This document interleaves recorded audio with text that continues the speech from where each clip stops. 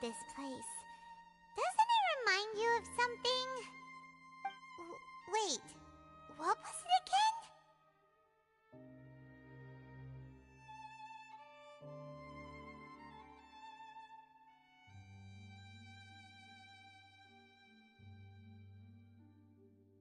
Yes, that's it! That. Just as strange, just as upside down, and just as spooky. In which case, maybe whatever's going on in the chasm really is connected to the Abyss Order. Oh, we gotta get to the bottom of this. Oh?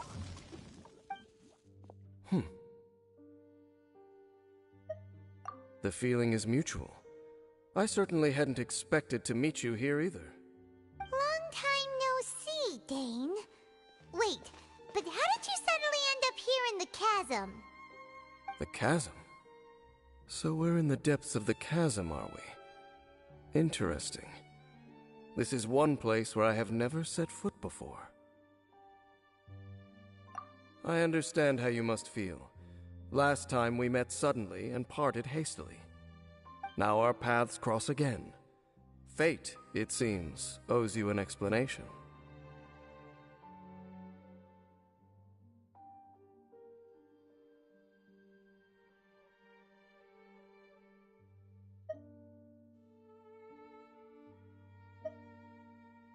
That much should be self-explanatory. I came upon the trail of another Abyss Herald recently and began pursuing it.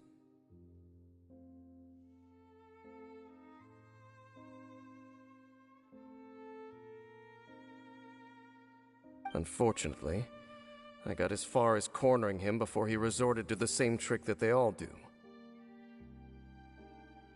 I was hot on his heels when I followed him through the portal, but as usual, it was to no avail.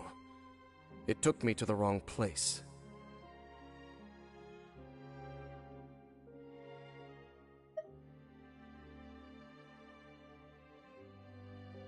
Correct.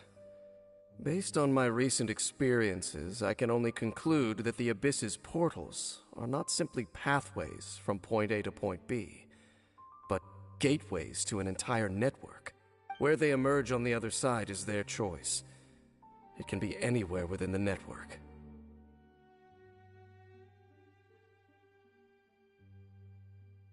Sounds kinda similar to how teleport waypoints... In short, though I was right behind your twin last time when I entered that portal, the next moment that I realized where I was,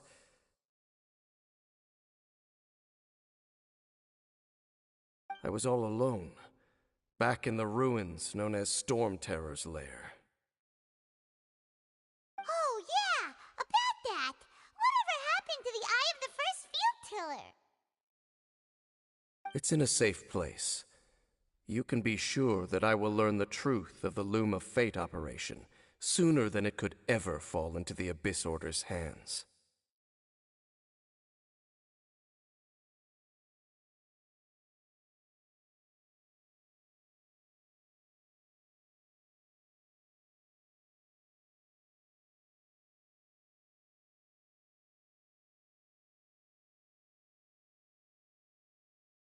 Huh. So that title stuck in your memory. I by no means went out of my way to conceal it from you. It once stood for the glory of Canria, but now it is but a cruel joke, my curse to bear. Twilight Sword was my title as captain of the Royal Guards, when I witnessed the destruction of my entire homeland firsthand. I believe my reluctance to raise it in conversation is quite justified.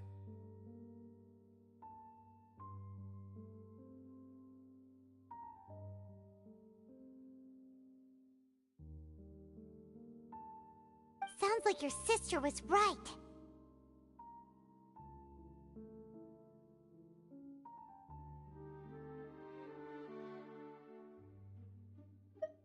We were travel partners. We both partook in a painful journey of searching for our fate. But regrettably, we did not make it to the journey's end together.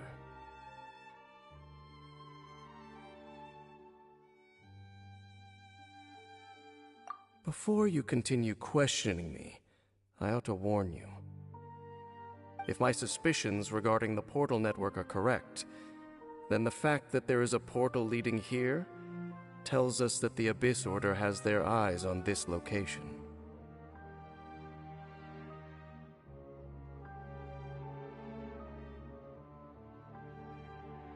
You mean the Abyss Order is plotting something here?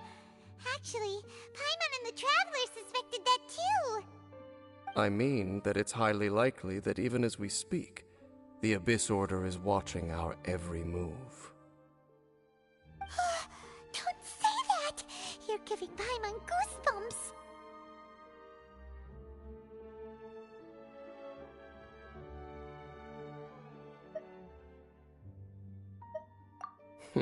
A wise choice. There appears to be light from a fire coming from near that rocky wall. Let's take a look.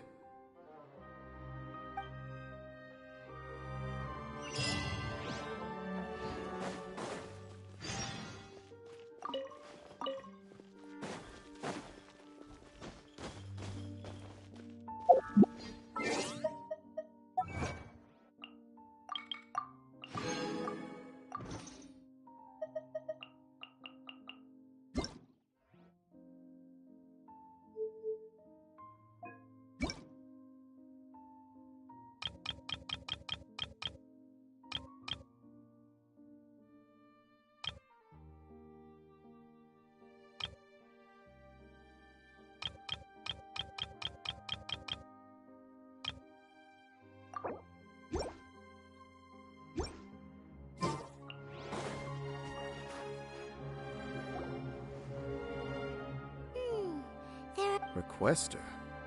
We took a commission from the event, and now it looks like we... Do you want the answer? Huh? You mean you know something about this? As it happens, I do.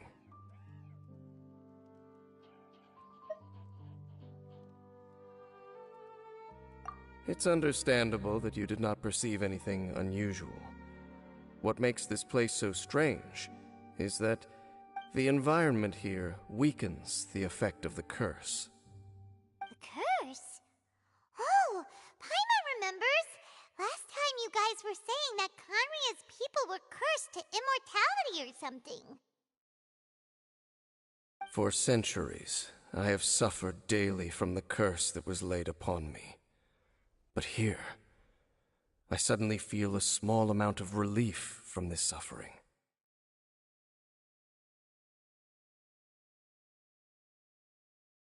And right here, right now, I can feel my body sending a strong message to me.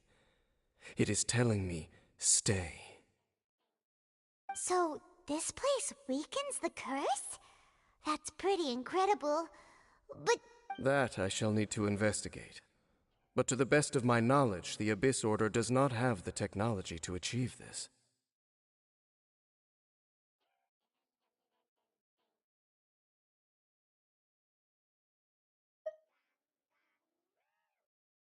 Indeed. Do you know why Hilichurls wear masks?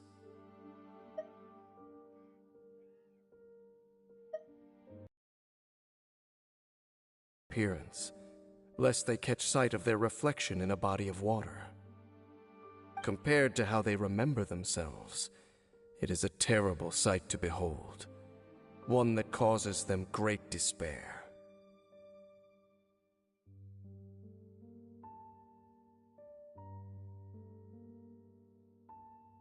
The curse of immortality denies death to those afflicted with it, and yet, it does not truly mean that they will never die.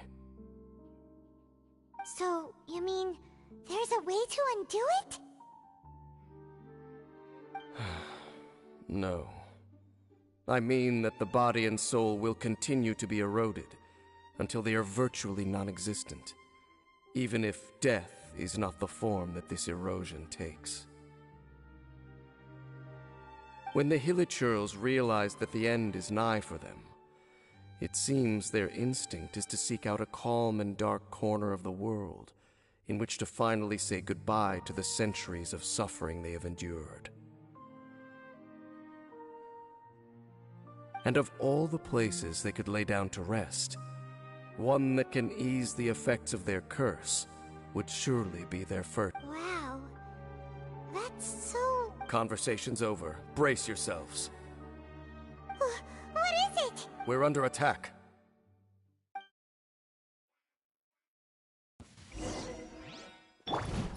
Committed to memory. The Temple of Wisdom. I'll protect us. Odd, bring me...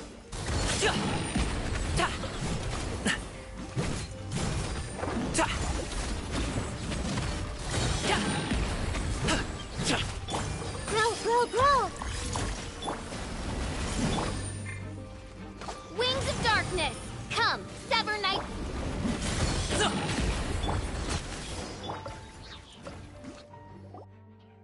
What were those? And why did they attack us all of a sudden? Black Serpent Knights. They once belonged to the Royal Guard of Kanria.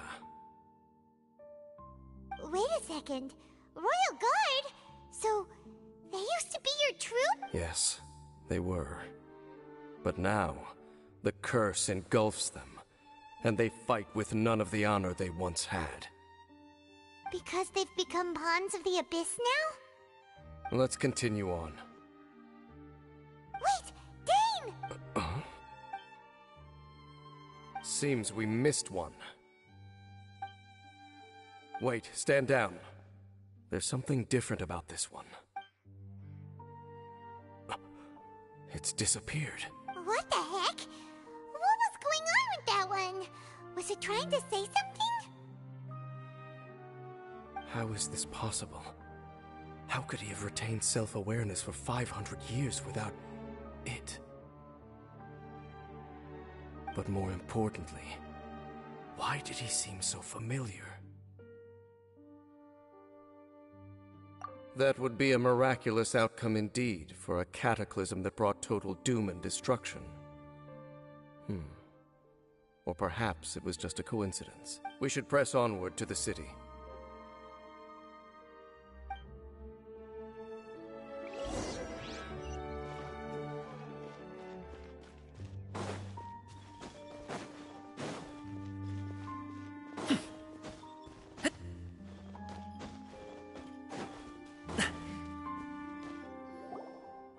Looks like there's a strange energy surrounding the city. We can't go any further. Guess there should be a mechanism or something around here, right? Traveler, looks like it's time to get into ruin exploring mode. Don't waste your time.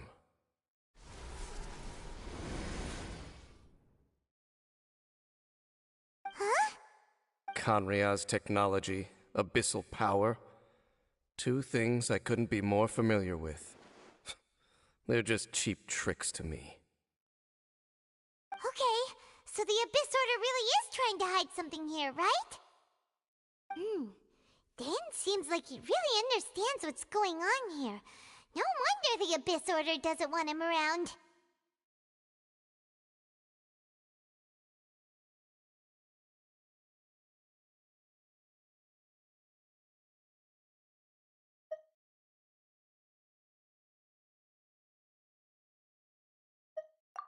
Not necessarily.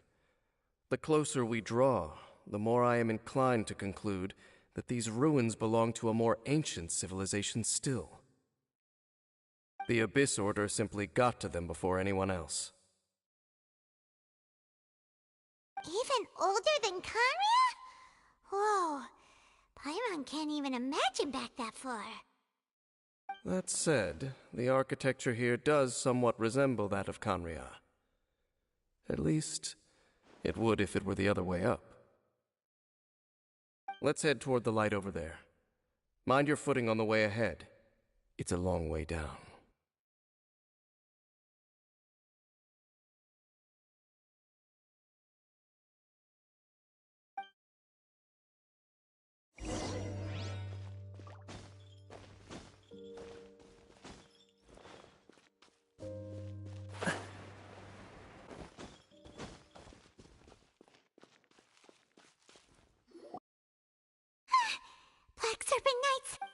feather-based.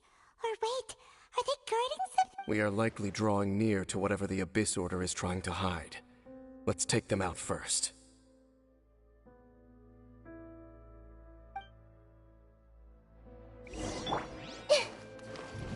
This may hurt a little. By royal decree. Sorry, pal. Commit it to memory.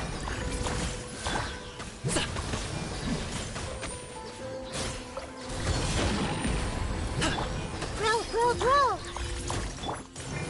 Yeah. Ha. Yeah. Yeah. Hey, look! Vines! You should be able to climb up, right?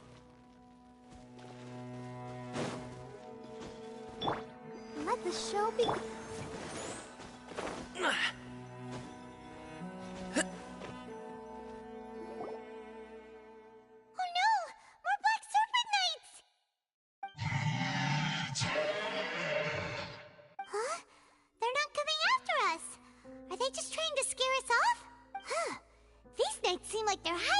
Behind them.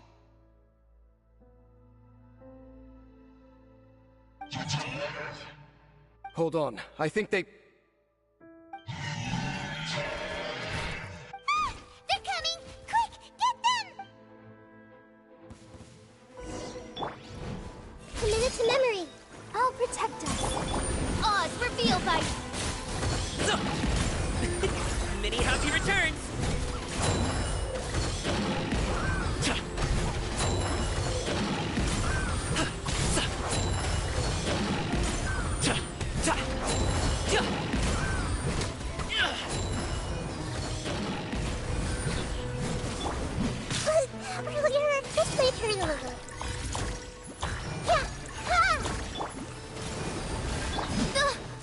By royal that was the last of them. Now, let's see what it was they were trying to hide. Huh? What's this? So, the Black Serpent Knights have nothing to do with the Abyss Order's secret. Huh. I should have guessed. So, what exactly is going on with these hilly churls? As I said, for these hilly churls, the end is nigh. They have grown darkness, and yet the curse continues to corrode them.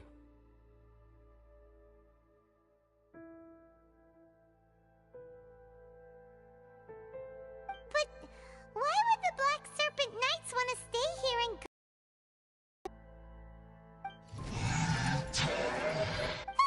more of them are closing in!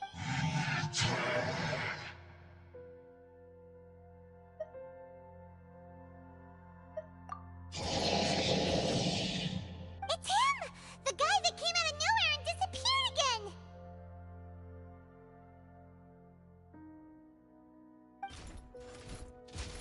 And now they're retreating! Did he just order them to do that? Halfdan? Whoa! What? You recognize him? Could it be? If it's as I suspect, then this is a truly tragic state of affairs. Dane? You want to know why they were gathered here guarding the hilly churls, don't you?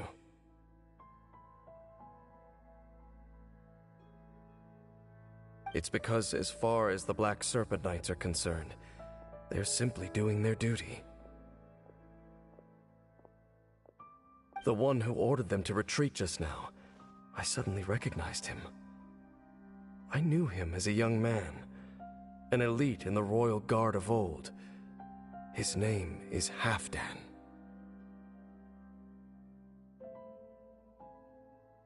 So, he's from 500 years ago too?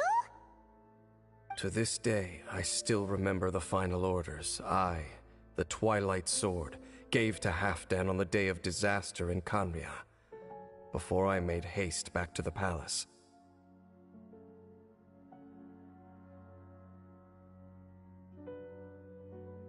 Inform all Black Serpent Knights to protect the people of Khaenri'ah at all costs.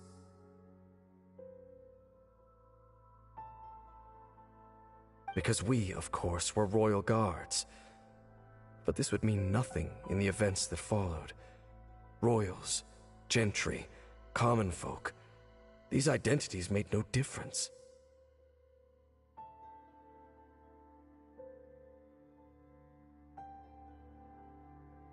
Against the might of the gods, the only identity that mattered was being from Khaenri'ah.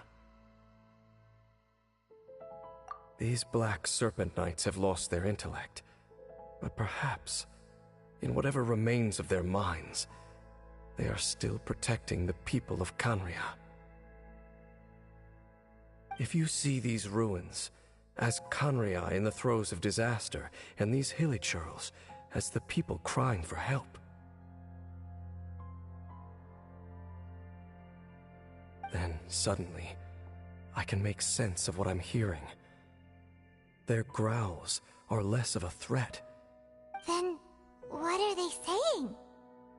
Though it is barely discernible, I can just about make it out. They keep repeating a word from the old language of Khaenri'ah. Run.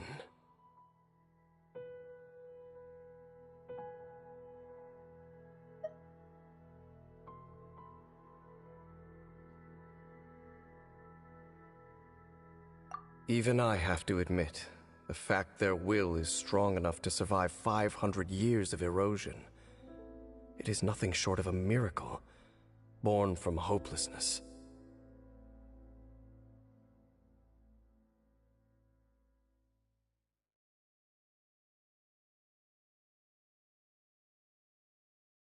Oh, so Paimon had them all wrong.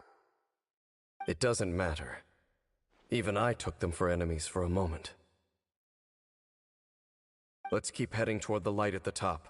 I believe the Black Serpent Knights will no longer try to stop us.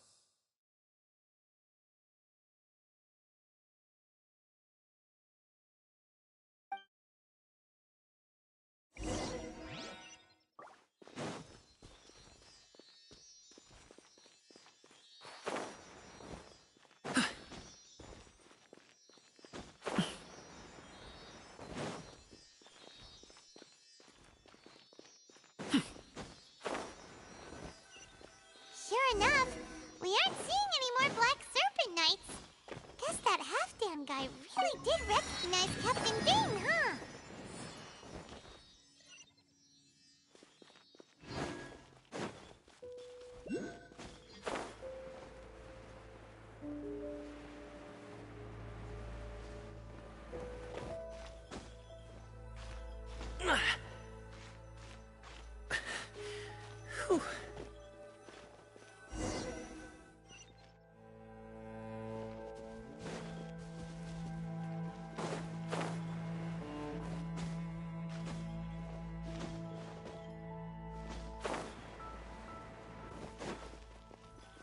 Dane, why so quiet? I'm just thinking, nothing more. If you're trying to console me, I can assure you there is no need. Fine.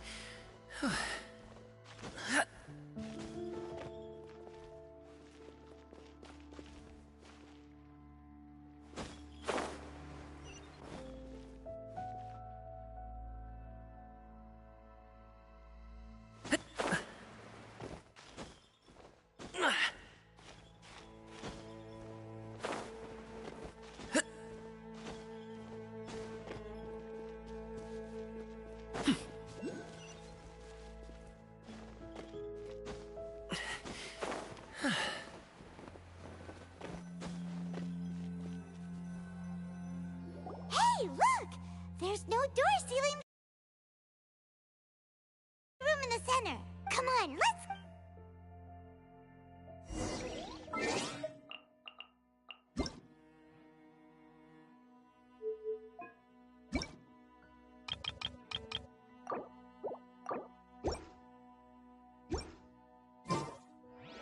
Boom booms and eyes, and boom booms and mouth. And I need to tighten up that word. Ready, steady, go!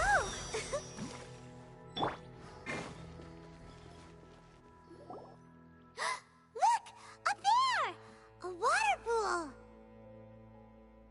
Even the water pool is upside down. Oh, wow! This is a pretty thing! Do you have any idea at all how it works? The pool must be part of the entire city structure. A relic of this ancient civilization. And more importantly, it is the very thing that is weakening the curse. Here, my whole body feels more at peace than it has in a long time. The effect is stronger here than it was before, and I think it's because that water pool has something akin to a cleansing effect. Cleansing? So that means the water in that pool can wash away the curse for good? No, that would be impossible. How are you so sure? I have lived with this curse for 500 years, and I have been fully conscious the entire time. Suffice to say, no one understands the curse like I do.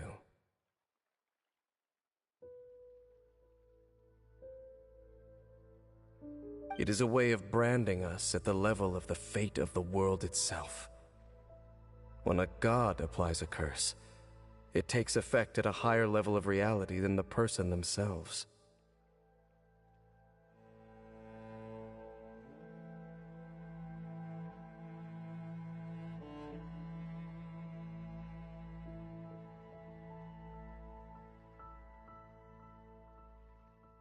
Even now, I can feel the curse slowly permeating my entire being, becoming part of me, slowly but surely replacing me.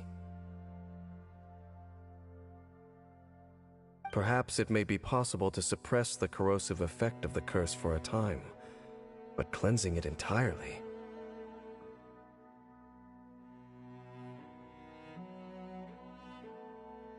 Consider it tantamount to burning away an integral part of your body. It is not a process that one could ever hope to survive. Huh? Cleansing the curse cost you your life? Whoa. An irreversible curse! Paimon can't even imagine! In any case, I can feel that the water's cleansing effect is not nearly potent enough. At most, it might suppress the curse, but a little.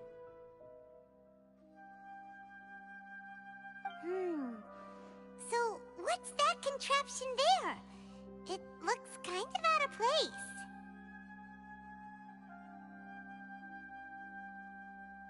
Frankly, I have never seen a device of this design before either. It is not unreasonable to suspect that it could belong to the Abyss Order. But what could they be planning to do here?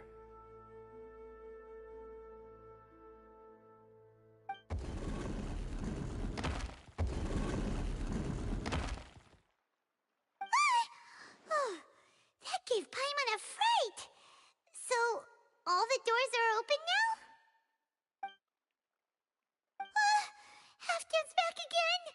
Halfdan, do you have something to... He ran off! But he didn't disappear like last time. He's indicating that we should follow him. Are you coming?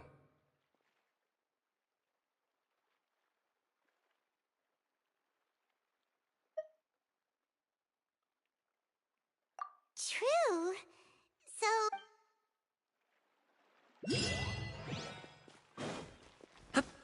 Halfdan jump down over there. Let's follow him.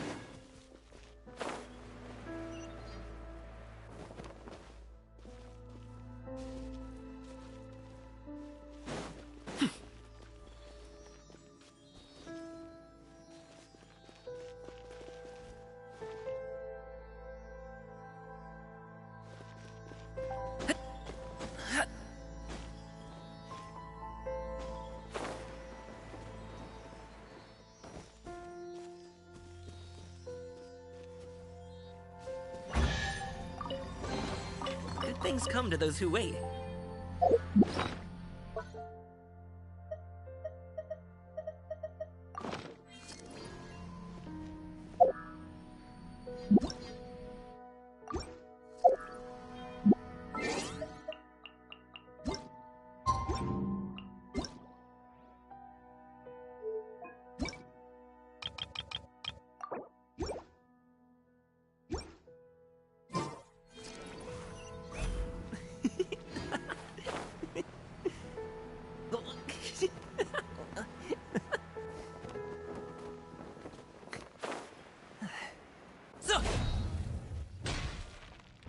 Looks like Halfdan disappeared at the far end of this path.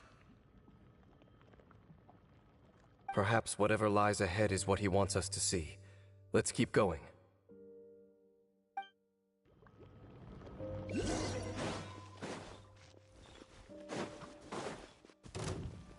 There are more signs of hilichurl activity here.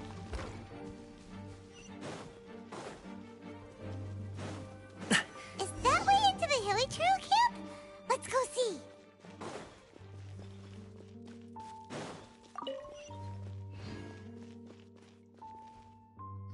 It's a humble hilichurl camp.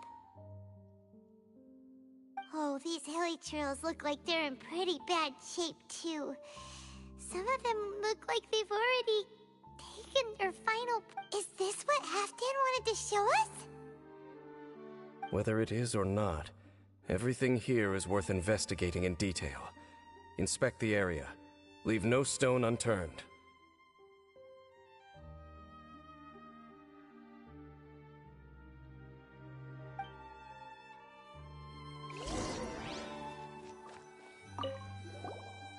Seems like the hilichurls we meet in the wild, we may not have a whole lot of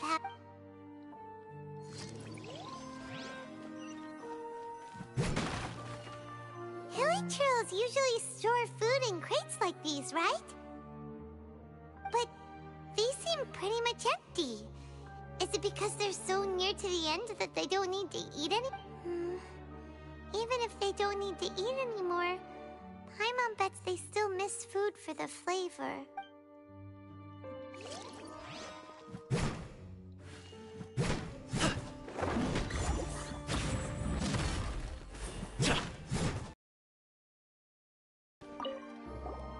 There's even a bonfire here, like what hilichurls build in the wild. Wait, but wasn't Dane saying that hilichurls get scared of the light when they reach the very end of their lives? Maybe, in the very, very end, they still want to feel some light and warmth. Oh.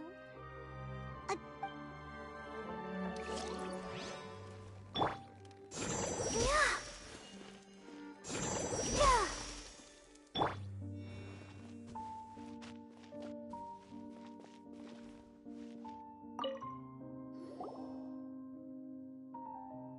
How did that flower get this far underground? Did someone bring it in memory of the deceased hilichurls?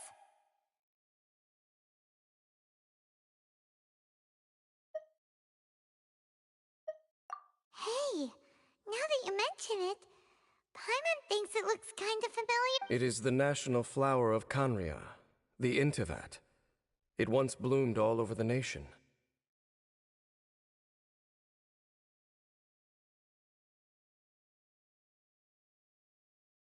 It would only last 2 weeks before wilting. But if you were to pluck one and take it out of Kanria, the petals would stop growing and turn hard.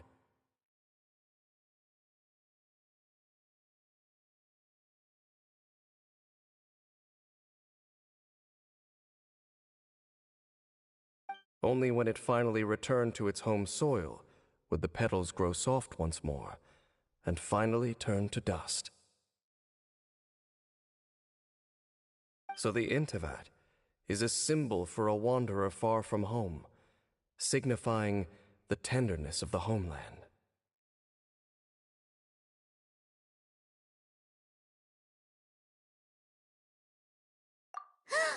So for this flower to get here, it must have been brought...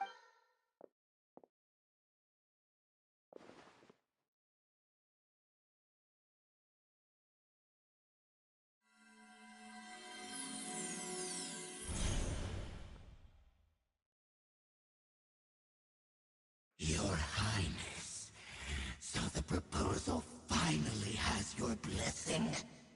In focusing single-mindedly on confronting the heavenly principles, we neglected our original mission, the revival of the homeland.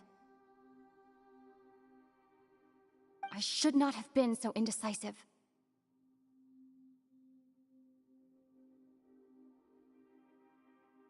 The device is almost ready. We await your command. What are the chances of succeeding? Theoretically speaking, Forget it. Even a 1% chance is enough. For too long have we dwelt in the abyss.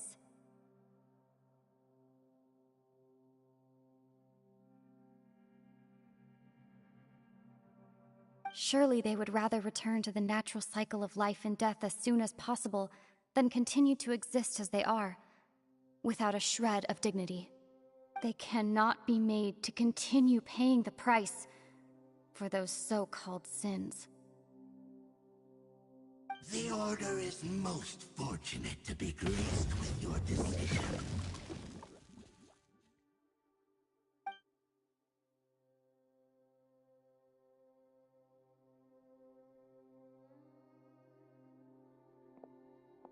Lumine.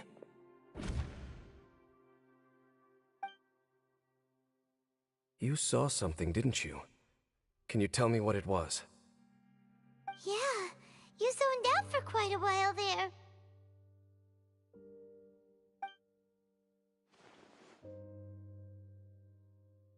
Huh. Well, people do say that twins have a special connection. It sounds as if they are attempting to make use of certain equipment to cleanse the curse. It could well be the device we saw earlier.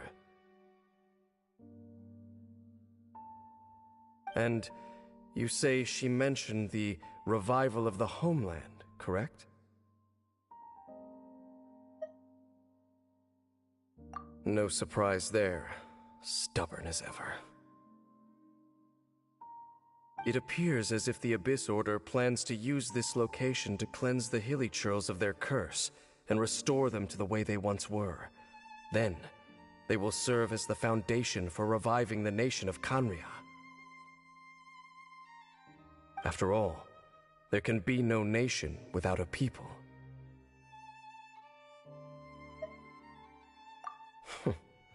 It is the height of foolishness. They have no chance of success, not even a 1% chance.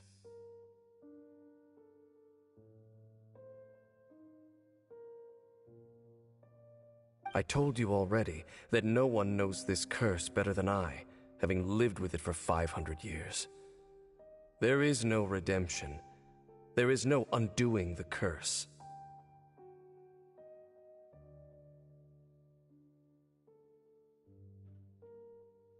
Trying to remove it by force will achieve nothing but to inflict further suffering. So make sure you are clear in your mind. You have to tell yourself, they are no longer human. If you cling to false hope and allow yourself to become too emotionally invested, the only way is down. You will end up just like them, mired in hypocrisy.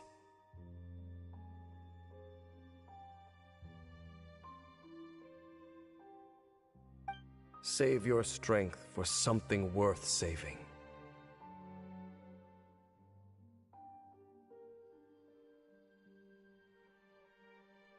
Oh? But of course, I am merely someone you hired for a task, while she is your sister. It is only natural for you to side with her.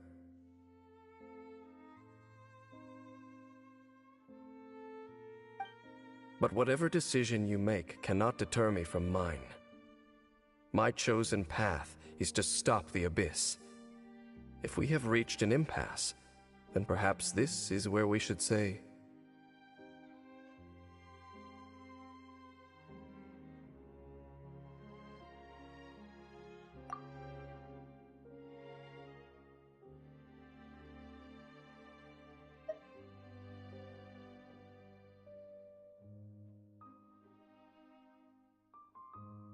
I see.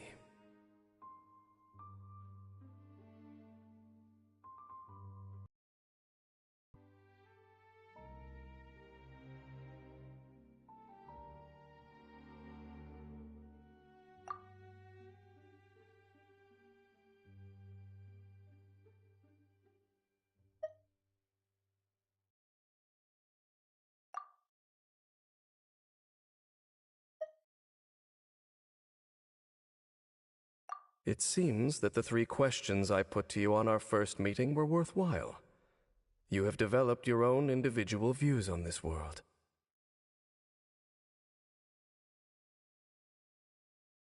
Very well. Since you have volunteered your true thoughts on this matter, I shall not hide mine from you.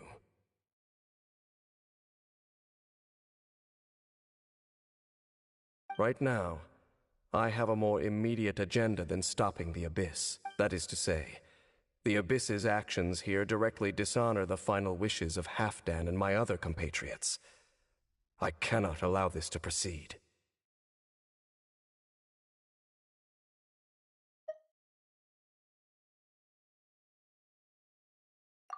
The Abyss may appear at any moment. Be on your guard at all times as we proceed.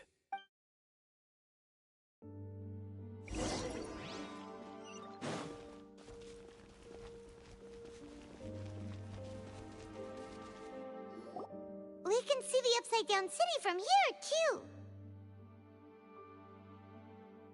Wait, watch out! Ah! What's going on? Is that light coming from the room in the center? It's too bright! The mutation is continuing. Has the Abyss made its move already?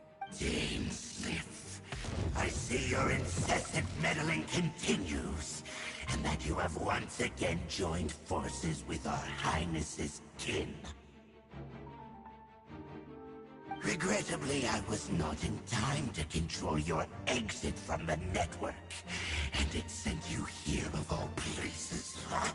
This was a catastrophic error. I am surprised that you dare to face me. You ran like a coward last time.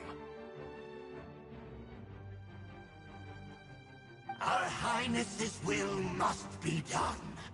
All interferences must be removed, whatever the price to pay. This time, the curse that torments our people must be undone, once and for all. You are the only ones who torment them. There is nothing else left of those hilly churls. Nothing besides the curse itself. Say what you wish. I am going nowhere. Then you will give your life just to delay the inevitable. How absurd. But since you wish to persist, then so be it.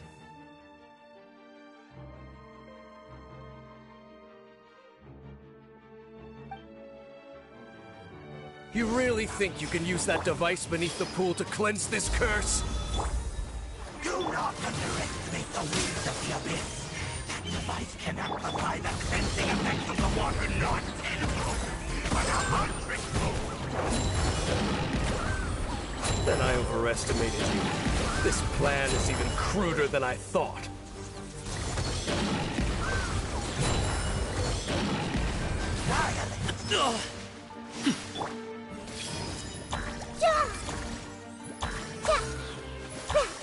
Abyss, grant me new life. By royal Commit it to memory. Sorry. Yeah.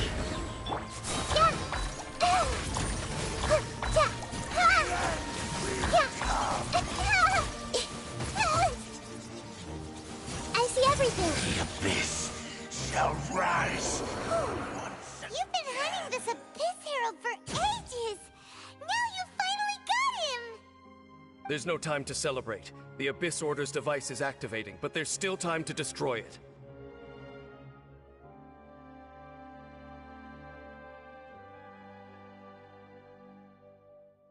All right, let's go.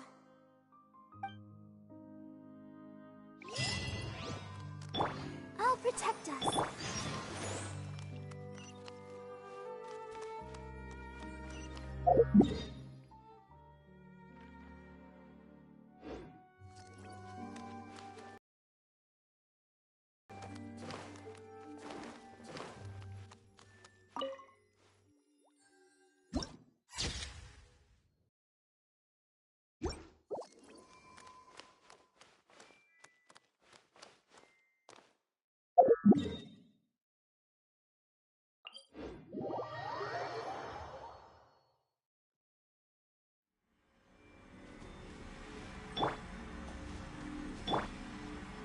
Let the show begin.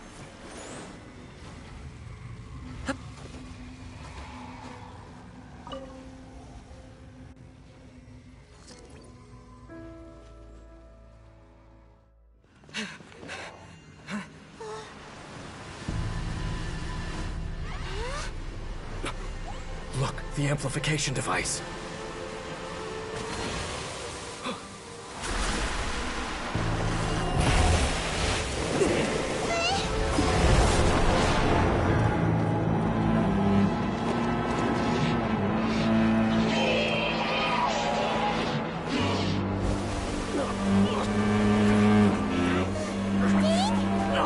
Am I too late? They're in agony. This is no way for them to meet their end. Find a way to stop that thing.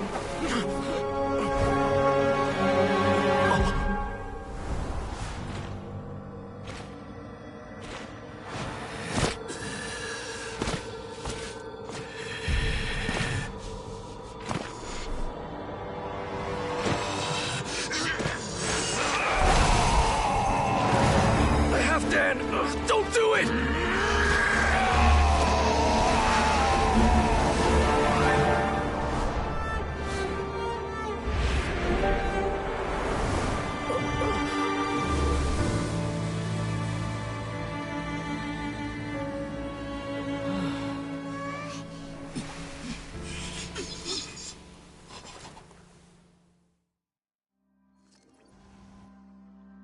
I thought he would have been turned to ashes in an instant.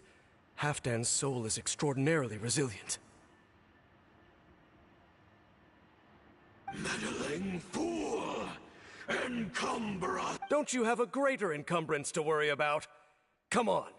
This is your grand opportunity to get rid of me. Dainsleif! Take him out and deactivate the device.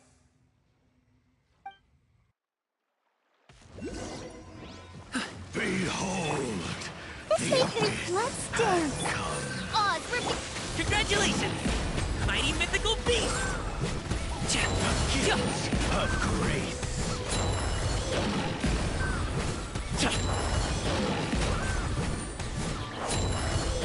Peace be with you! My holy proclamation!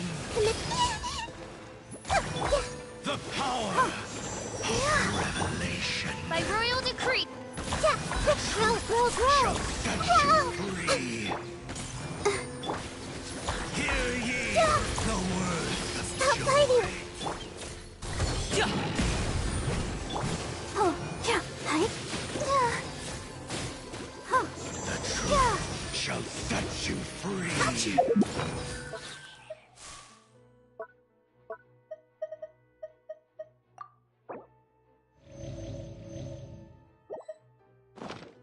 Commit it to memory. The word of joy! Stop it now! Grace be upon you! door is open. What do we do now? The Abyss Lecter's gone, but the device won't stop. And Halfdan. No! As long as the device is active, the cursed are rendered powerless. Only you can take on the Abyss.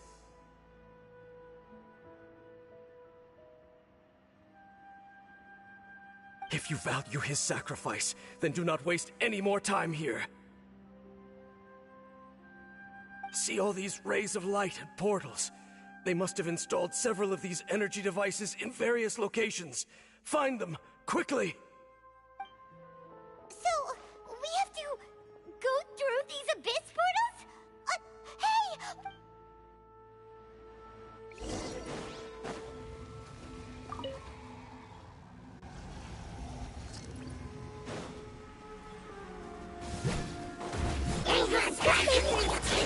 I'll protect us. Huh. Oz, reveal!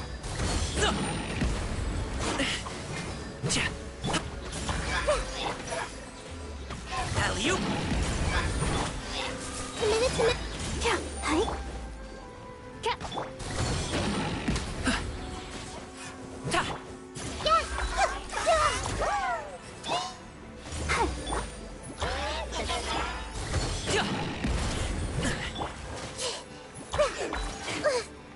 This might hurt a little. Come on, we can do it. Oh, let's dance. The Lily Churls are really suffering.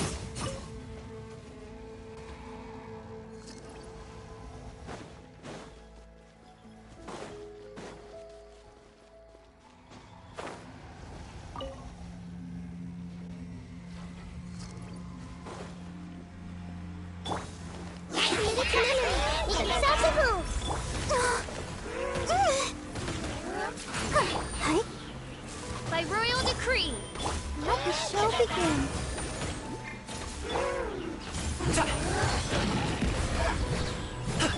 This may hurt a little.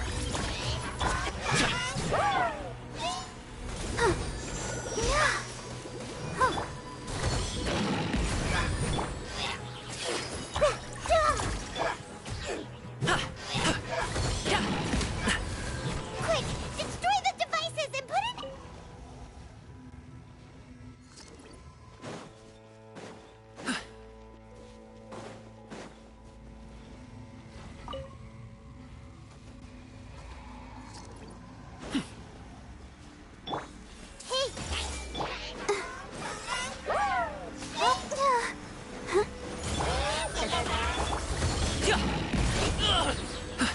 Up to it, Manzai!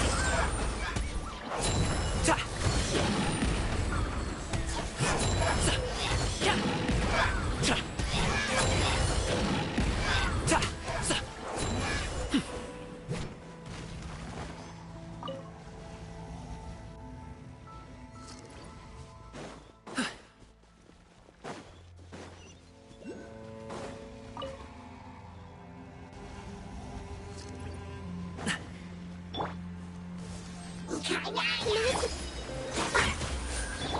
Oz, reveal thy Sa! grow, healthy.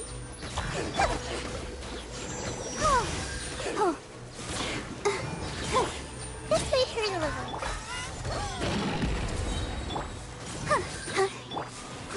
Grow. Cha! Ta!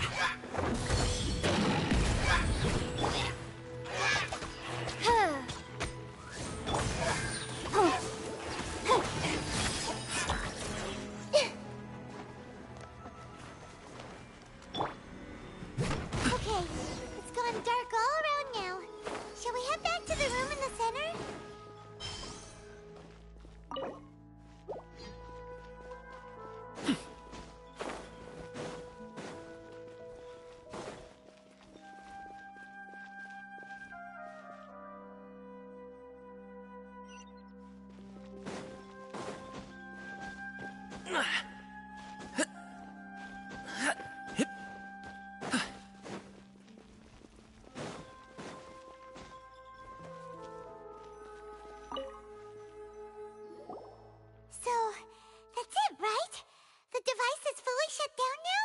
The burning sensation has indeed stopped. So, we managed to stop the Abyss Order's plan?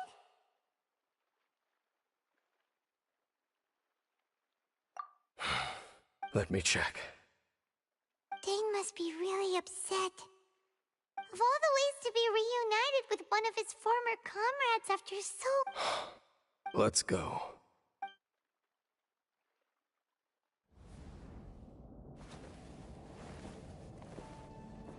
Huh? Huh? Light.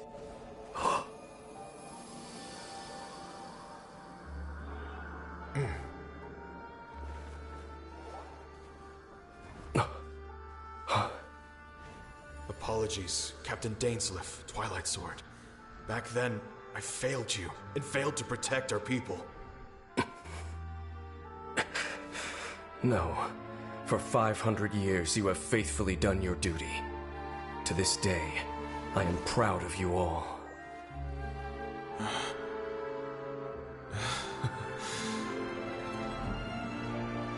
Khaenri'ah didn't fall, did it? Since you're still here. Correct.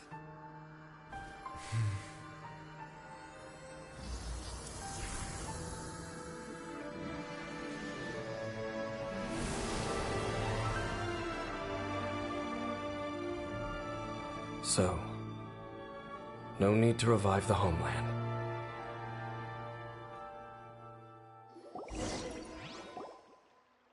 That was Halfdan's soul! More than one kind of strange power exists here. Souls are no strange sight under the circumstances.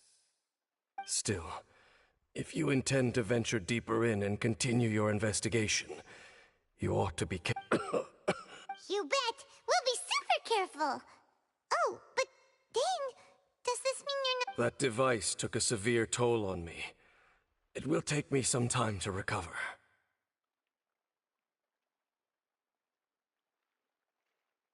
Oh, right. Well, actually, Paimon already knew that. You've clearly been pushing through the pain this whole time. You've earned a good rest, Dane. Oh, you should take a vacation! Vacation? The very notion. This word has no business being in my vocabulary. There are more important things that demand my attention. The Loom of Fate operation is still underway, and I suspect that these amplifications...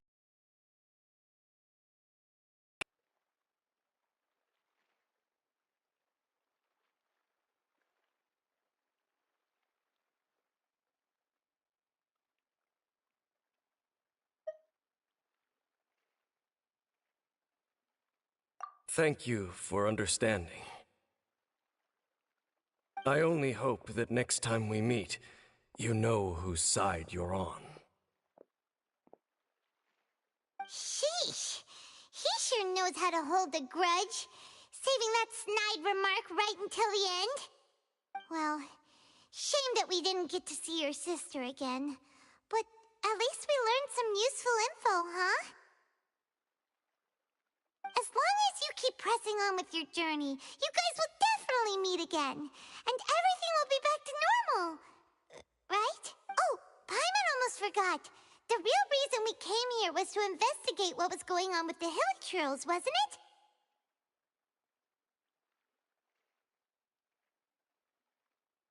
We've probably seen enough to report back to the miner now, but, how are we going to explain it to him? This is all way too complicated for regular people to understand.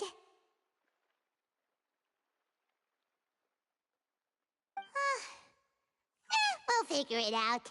Just don't forget about...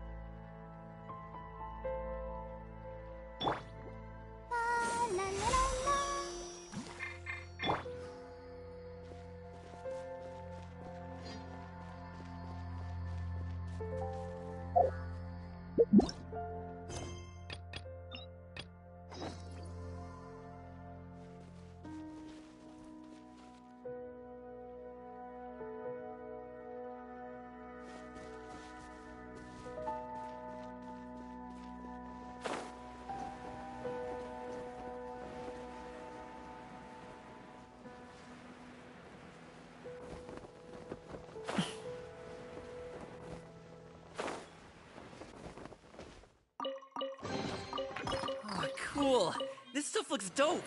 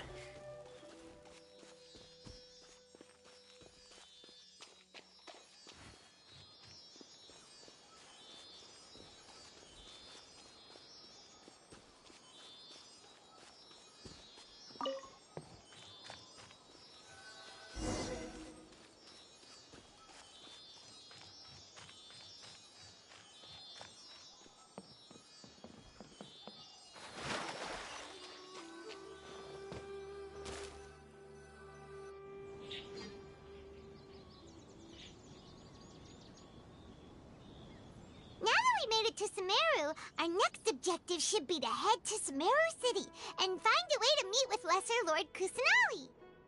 And speaking of Lesser Lord Kusanali, even though we haven't heard too much about her, she doesn't seem to be the same deity who abducted your sister.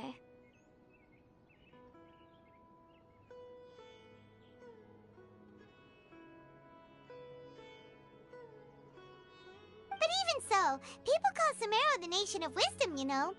If we can get a chance to meet the God of Wisdom, maybe she can give us some useful information.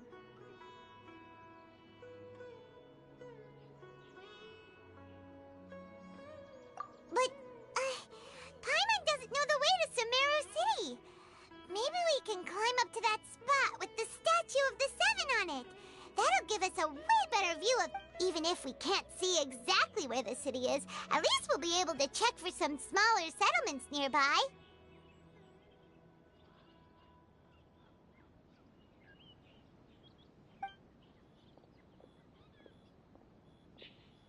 Wait a second. Look! There's some... Perfect timing! Now we can just ask for directions rather than wander around like lost adventurers. Hey there! We're not from around here and seem to have gotten a little lost. We'd like to ask for some directions. Huh? Did they not hear Paimon? Hey! You over there! Could you give us some directions? Huh?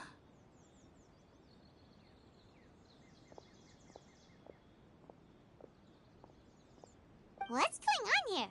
There's no way she could have missed that. Wait! Could she be ignoring us? How dare she?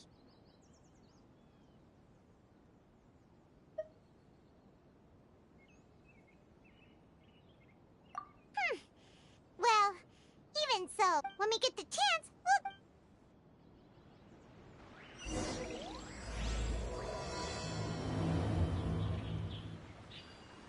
Come on, let's follow her.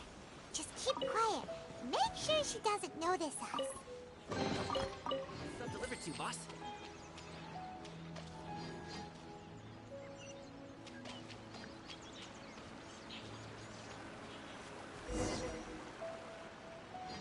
Huh?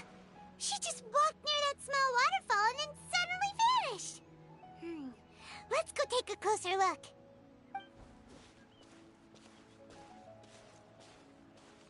Paimon thought this cave would lead to a village or something, but, it looks like that's not the case. Look, she's sitting over there. Wait, she couldn't possibly be living here, could she? What should we do now? Do we try asking her for directions again?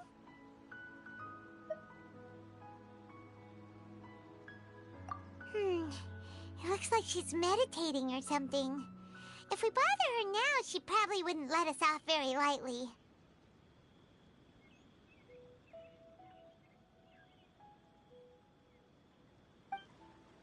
Oh!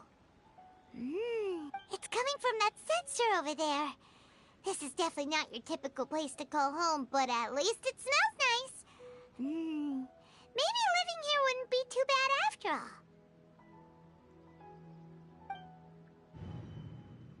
Huh? What's the matter? You don't look too good. What? Is the smell making you feel sick? Strange. Paimon...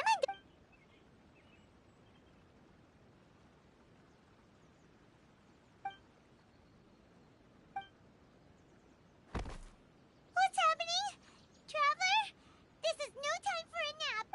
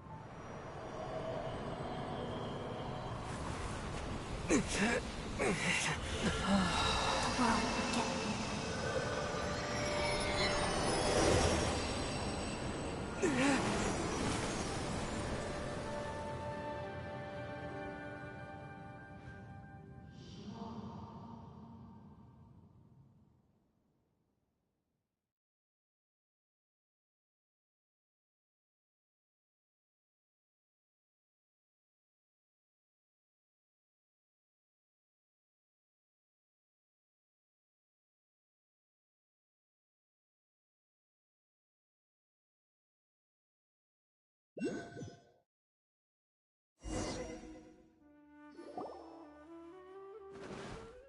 you sure it's not serious? The Traveler's been out for a long time. Yes, you can relax. Believe me, Master is extremely knowledgeable. If he says that he's going to be alright, then there's absolutely nothing to worry about. Oh, are you awake now? Oh, thank goodness! Traveler, you're finally awake! Well, we're at... Good question. Where are we? Paimon was in such a panic when you passed out that she even forgot to ask. This is Gandharvaville. It was originally built by scholars from Sumeru as a place to rest in the rainforest. Now it's mainly used by the forest rangers as a base of operations.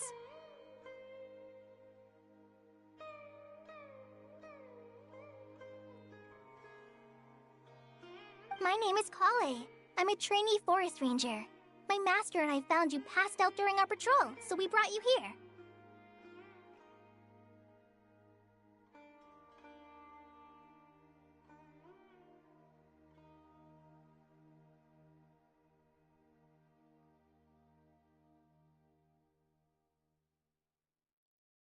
Oh, no things are necessary.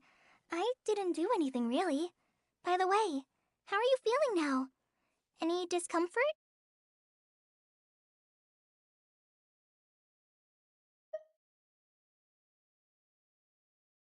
Oh, that's Master's herbal medicine you're tasting.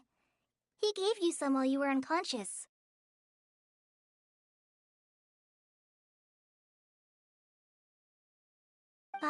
Before I forget, Master mentioned you should take more medicine once you wake up.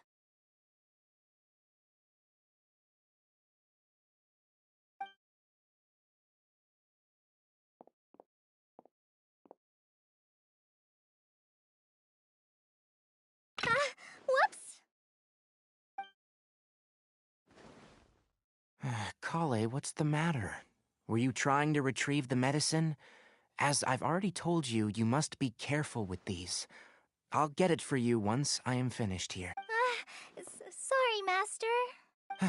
Now, the Guide to Avidia Forest's Edible Fungi is clearly posted on our bulletin board, but if Farbode forgets which mushrooms to avoid one more time, I'll have no choice but to leave the guide somewhere a little more visible. Like right smack on his forehead so others can remind him to be careful.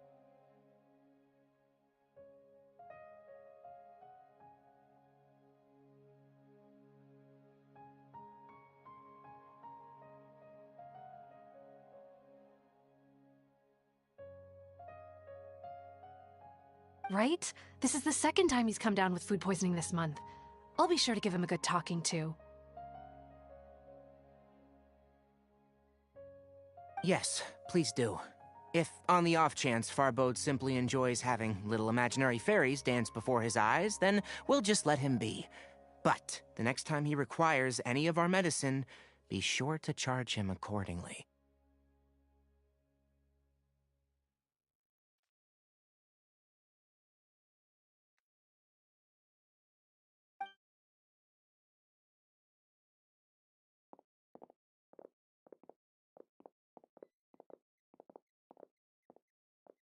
So, how are you doing? Feeling better? Oh, this is my master, Forest Watcher Tainari.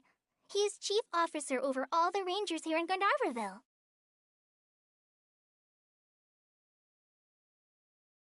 I already informed Paimon about the reason you fell unconscious earlier. But now that you're awake, let me explain it for you as well.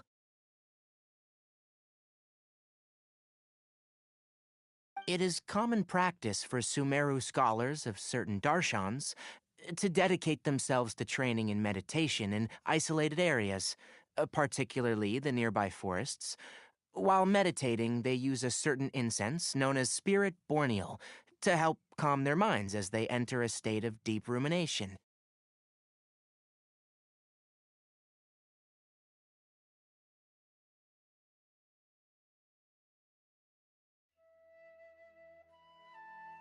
In hopes of asking directions, you two followed a scholar named Hypatia into her cave. The incense you smelled inside was the spirit borneal I just mentioned.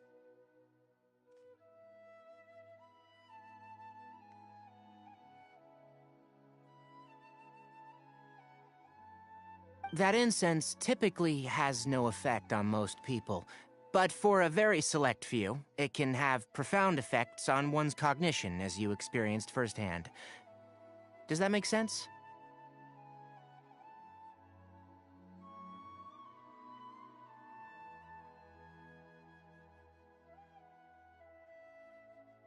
Very good. Now, answer me this. Did you feel anything after passing out? Say, any out-of-body experiences, or did you see anything while unconscious?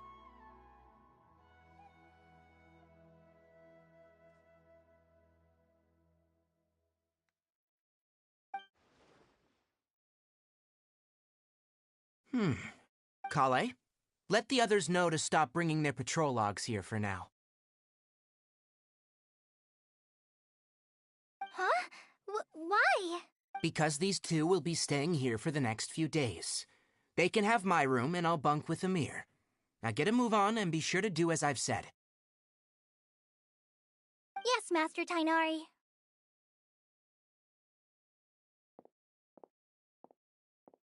Wait, hold on a second.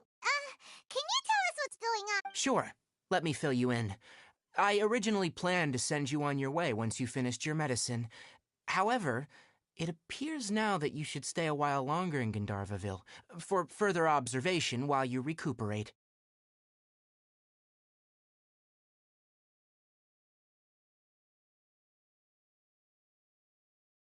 Further observation? No need to be hasty. As long as you have the capacity to judge between right and wrong, I promise that you'll understand the gravity of the situation once I explain. Based on what you saw after smelling the incense and losing consciousness, we can conclude that you experienced a powerful hallucination, which suggests your mental state is not in the best of shape. If you're skeptical, have a whiff of this.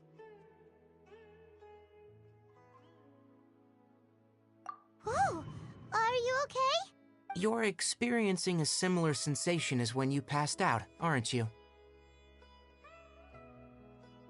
So even though your condition is stable as of now, if I were to haphazardly let you leave, it's highly likely that you'd suddenly pass out again somewhere else. The rainforest is home to many fierce animals and hazardous areas. If something were to happen to you again, I'm afraid you might not be so lucky.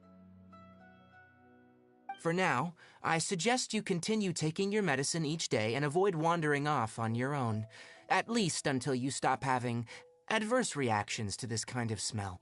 Okay?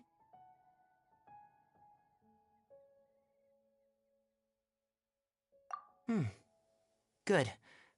Now, continue resting while I fire up another bowl of medicine for you. Seriously?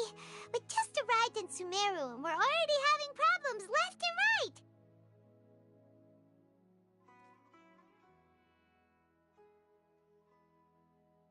Paimon knows we're set on meeting Lesser Lord Kusanali as soon as possible, but you really don't look too good.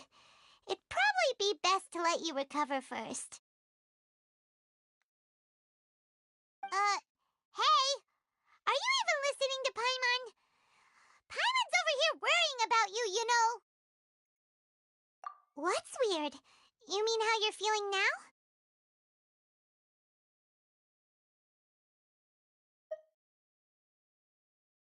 You mean the vision of tree roots and red skies you saw? But if those weren't hallucinations, what could they be?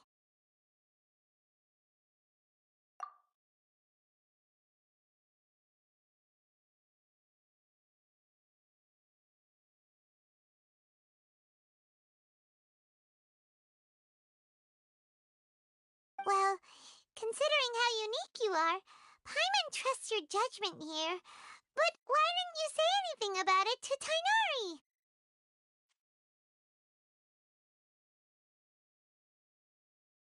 If he misjudged your condition, then there's a chance you could get worse, right?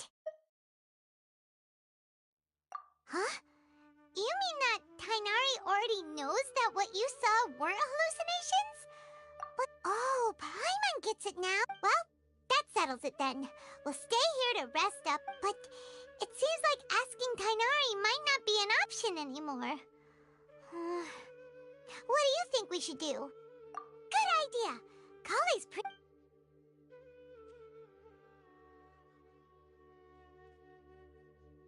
Rise and shine! Come on, it's time to go find Kale!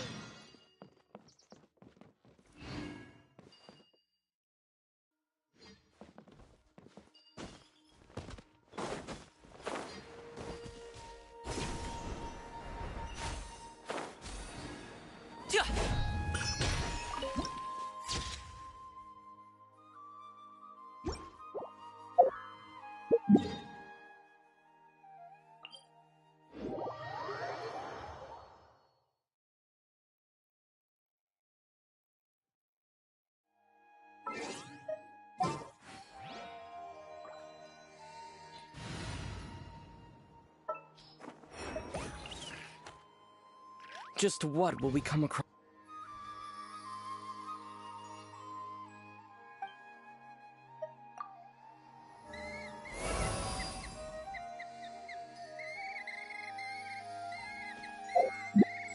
Scatter!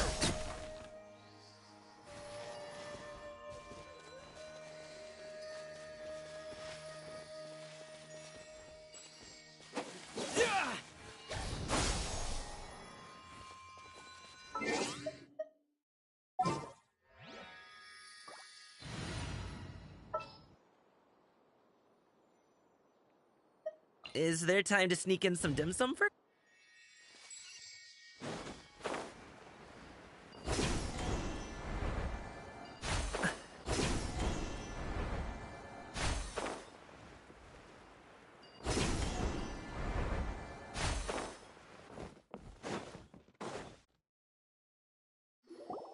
All right, next let's see your right hand.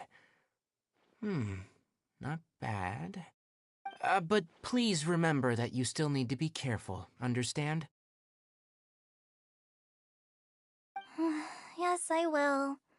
By the way, Master, I still haven't received the patrol route for today. Look, Kale, today's patrol will be a long one, so you won't be coming along this time. Besides, there's a chance we may encounter... well... But I have a vision too! Am I useless to everyone now? Don't talk like that, Kale. This is not something you need to be worrying about right now. Ah, there you are. Feeling any better? Yeah, since we'll be staying here for now, we thought we might as well try lending a hand around here. Seems you're not the type to sit back and take it easy for a while, huh?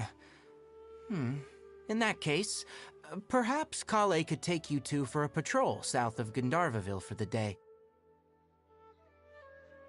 And if you're feeling up to it, you can be responsible for cleaning the Statue of the Seven. Tighnari, we're ready to head out. Got it! I'll be right there! All right, we'll be heading into the forest now. I'll leave any further details to Kale. Yes, you can count on me. So, Kale, what exactly are we going to be doing today? Tighnari mentioned cleaning the statue just now, but, that doesn't really sound like the job for a ranger.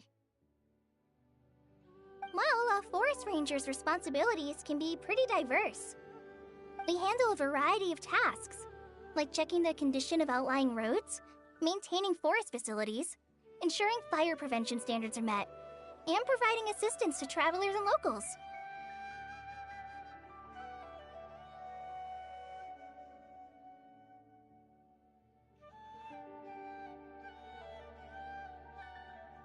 As for Master, well, he has to handle more dangerous areas of the rainforest.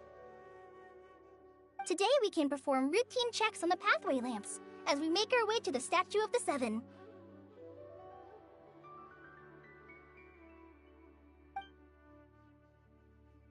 Paimon, Traveler, this way!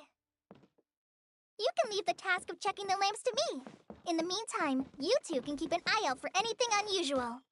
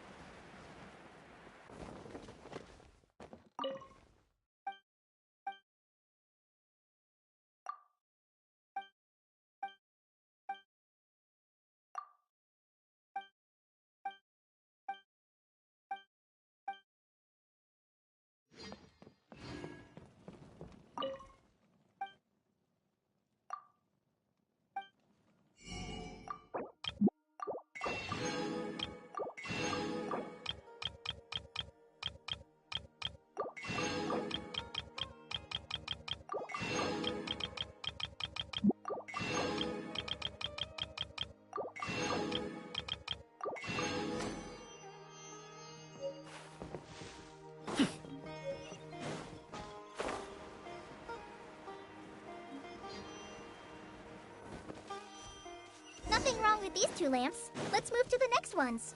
Oh, this lamp seems to be getting a little wobbly. Let me... no problems with this lamp. Good.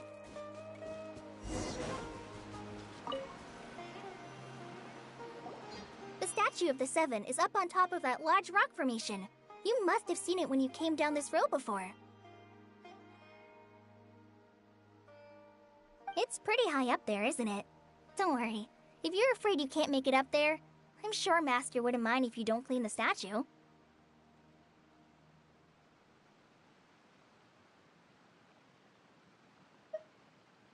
Oh? I guess I'll leave it up to you then. There's not much footing once you reach the statue, so be careful up there. Paimon will fly up with you and help you with those hard-to-reach areas. By the way, Kale, do you know anything about the Dendro Archon? That depends. Are you referring to Greater Lord Rukkhadevata or Lesser Lord Kusanali? Huh? Greater Lord Rukkhadevata? Oh, is that the name of the former Dendro Archon? Uh-huh. Greater Lord Rukkhadevata was Sumeru's first Dendro Archon. She created the rainforest as well as the wall of Samiel around the desert. Her works provided a means of peaceful living for everyone.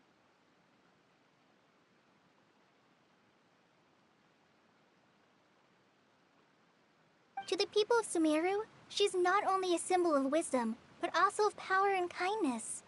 Unfortunately, she disappeared in a great calamity that occurred a few hundred years ago.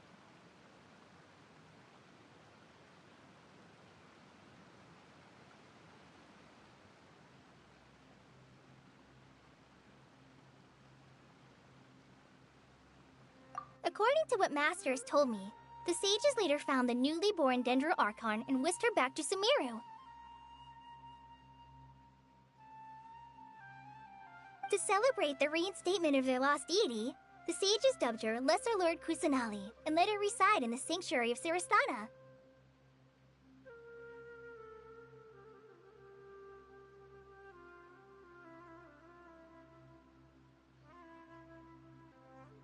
Uh-huh. Then what happened? Well, and then... Huh? You're not too sure? But aren't you from Sumeru?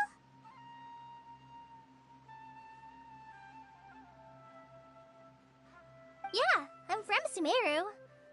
Maybe it's difficult to discuss this topic with strangers. If that's the case, then don't worry, we understand.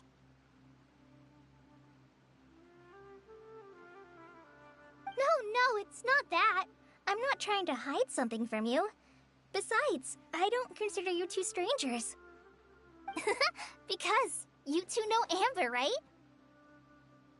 Wait, Amber? You mean...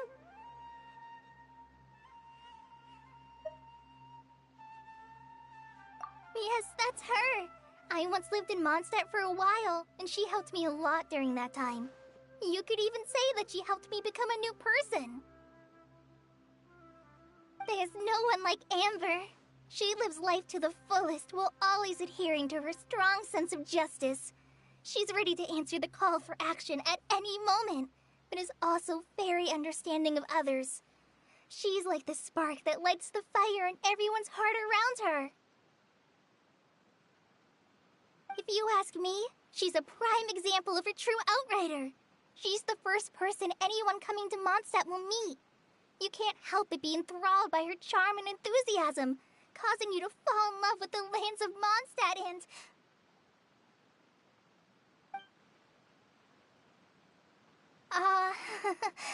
sorry. Paimon thought the work of Outriders was a little different from what you just described, but one thing's for sure, you really like Amber. Sorry. I was rambling on just now. It's alright, Kale. Knowing that you're a friend of Amber somehow makes Paimon suddenly feel a lot closer to you. So, how do you know that we've met Amber? Well, after I returned to Sumeru, Amber and I have stayed in touch by writing each other letters. In one letter, She mentioned that Mondstadt was attacked by a fearsome dragon, but the city was saved by a mysterious blonde traveler and their floating companion.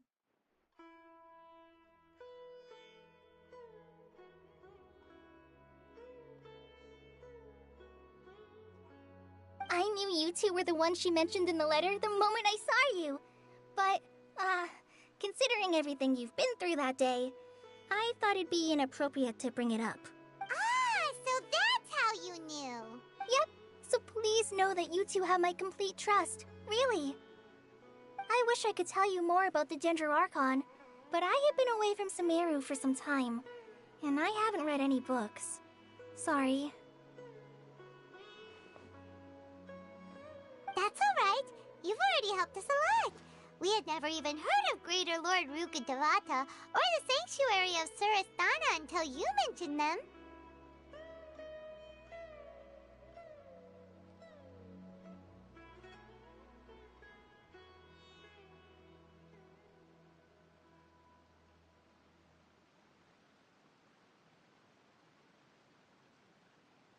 Oh, I'm happy that was helpful. There is one thing I want to ask, though. Why do you... So that's why you're here. Thank you for telling me your story. Don't mention it. We are friends after all, right? Alright, we have a statue to clean. You both have my thanks. Well, you two were up there cleaning.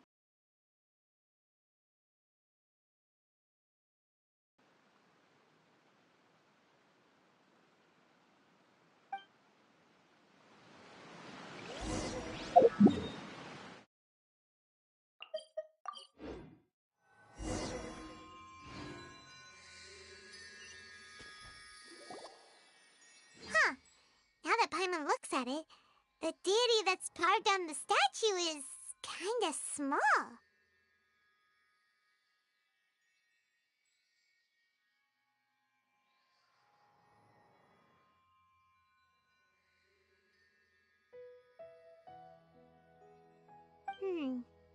Do you think she's supposed to be Greater Lord Rukkhadevata or Lesser Lord Kusanali?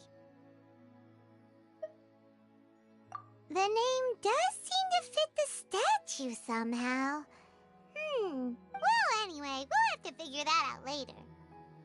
Let's get started on cleaning the statue. Paimon will fly up and take care of the top, and you clean everything below.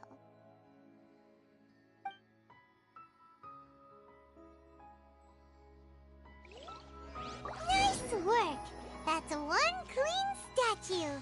Let's head down and meet up with Kale.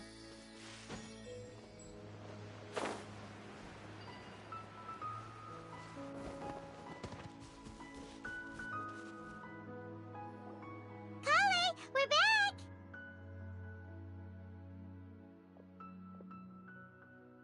Welcome back! You must be tired after all that climbing. Let's take a little break. I brought some fruit and water for us. Yay! Food! What kind of goodies did you bring? Hey, don't be a party pooper. It's not like Kale is a stranger or anything. Besides, the best way to compliment a chef is to show passion for their... I prepared a nice portable dish that forest rangers like to eat called pita pockets. I hope you'll like them.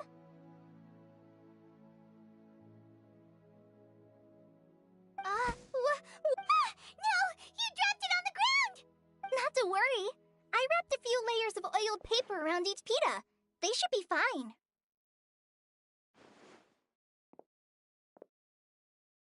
Oh, whew. Paimon nearly had a heart attack there. Those pitas are amazing! You're quite the cook, Kale. Thank goodness you wrapped them in paper. Paimon wouldn't have been able to sleep at night knowing something so tasty had been wasted.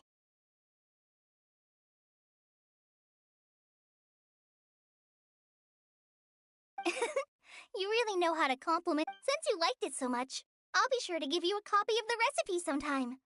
I'll even include all my personal cooking pointers, so you'll be making your own pita pockets in no time.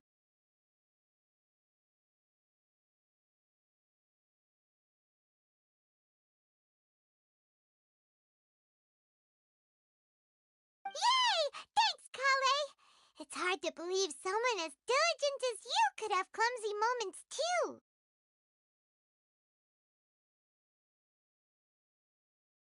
Oh, Kale, don't you think that Tainari's a little too strict with you? He won't let you touch anything without his permission. Paimon knocks stuff over all the time flying around the Traveler, but he's never said anything. Everyone has their clumsy moments.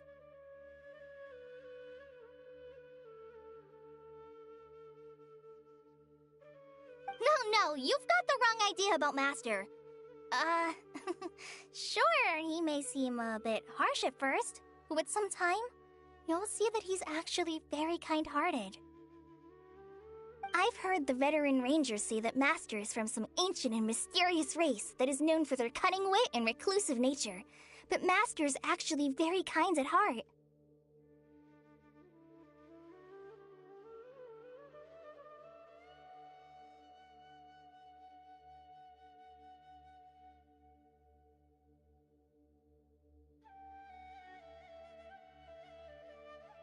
Oh, by the way, you've heard of the Academia, right?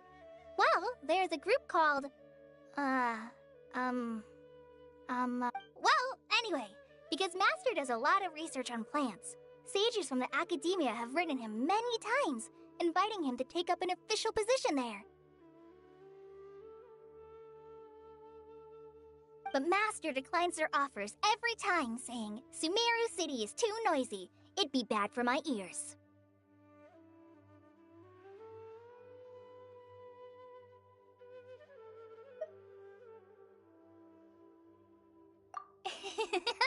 I know, right? I've always wanted to pet them too. Anyway, Master could have easily left the rainforest to take up a position at the Academia, but he chose to stay here instead as a forest watcher, helping the locals every day and passing on his knowledge to trainees.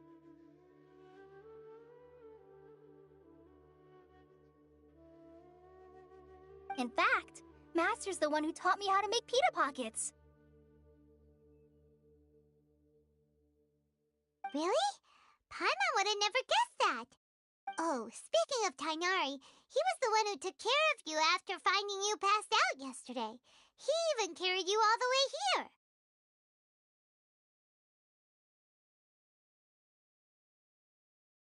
Paimon's still kinda upset, though. He kept scolding Paimon the entire way here.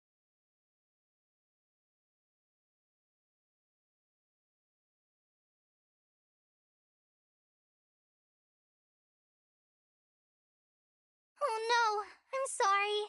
Master might have been overreacting a little. But, it's mostly because Paimon wouldn't stop yelling, Why, oh why, is he going to die? It probably started to get under Master's skin after a while.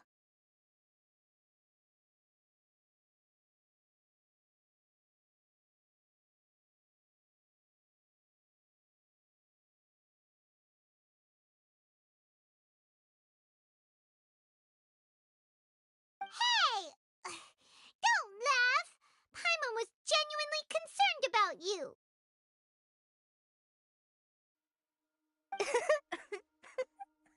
Hey! Now even Kali's starting to laugh. Ugh, that's it!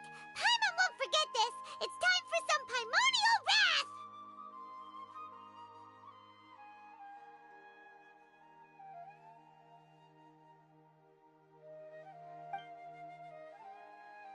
No!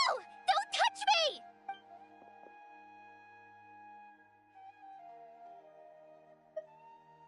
Oh, sorry, Kale. Paimon didn't mean to scare you. No, I just... I didn't mean that. Kale, are you okay? What's the matter? No, I'm fine. I'm sorry. I must have startled you both reacting like that. Oh, well, it's getting late now. Let's hurry back to Gandharville. I think Master and the others should be back by now, too.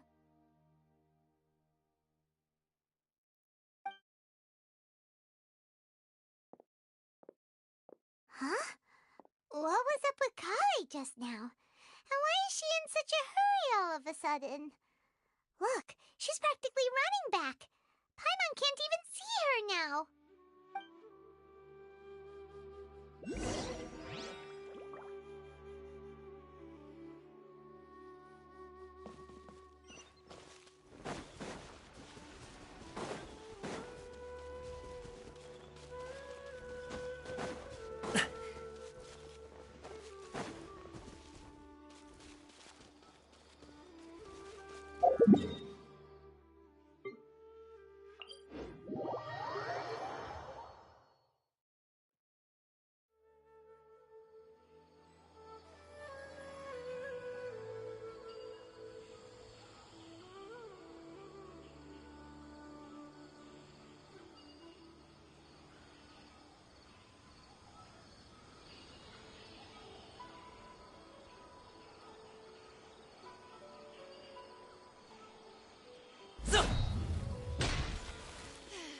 The rainforest climate is far more pleasant than that of the desert. Ah, Traveler. You've returned. Yep, we're back. Have you seen Kale by any chance? Oh, Kale? Yes. I saw her go into her room just a moment ago. Oh, okay. Guess we'll just have to wait and talk to her tomorrow then.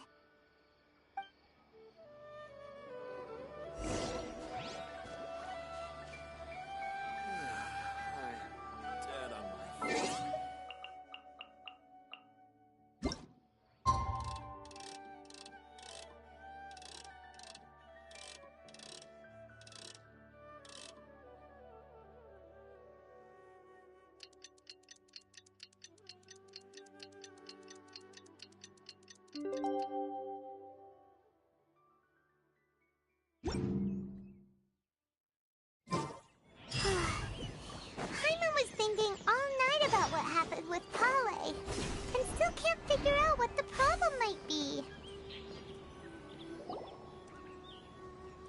Ah, it's you two. I was just about to go look. Huh? Tighnari? What are you doing here? I came to check on Kale's condition.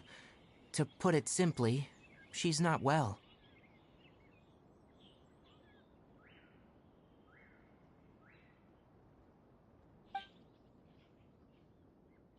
You mean she's sick? How could she be... Oh, wait a minute. Could it be because of what Paimon did yesterday? No, no need to worry. Something as small as you could never harm her. This sickness is something that Kale has been dealing with for some... Kale has been more excited than usual since you two arrived. A little too much so, to be honest. She hasn't remembered to take care of herself.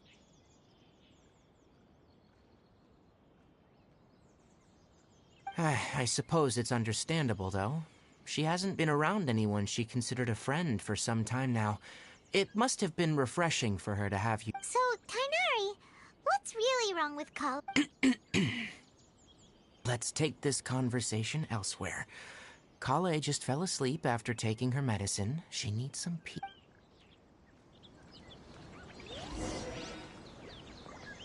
Maybe she's in a better mood now.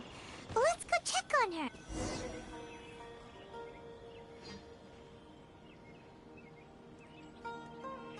All right, let's continue our conversation here, shall we?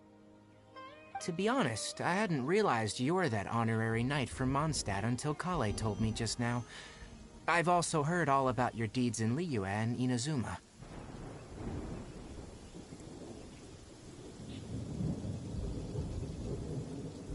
So just to clarify, what I'm about to tell you about Kale is not because of who you are or your past feats. Instead, I am going to tell you because...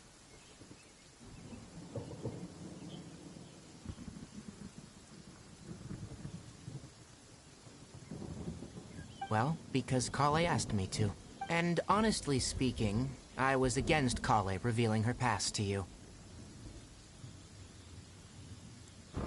But she insisted, saying you two treated her with sincerity and as a friend.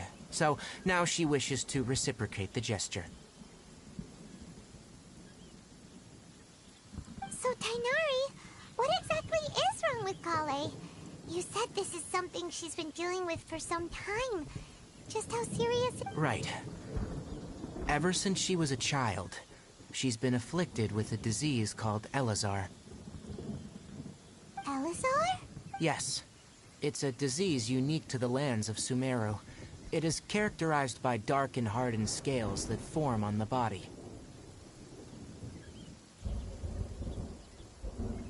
At first, the afflicted may only feel mild numbness on affected areas of the skin. However, as the disease progresses, one may begin feeling fatigued and even experience peripheral paresthesia.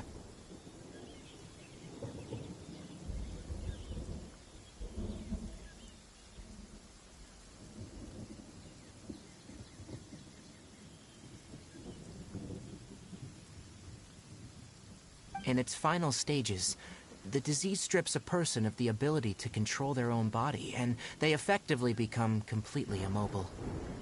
That sounds terrifying. Wait, hold on. So when Kale seemed to be acting a little clumsy earlier, it was because... Correct. That would be the effects of Elazar, which is precisely why I do not want her carrying or holding anything, lest she ends up hurting herself.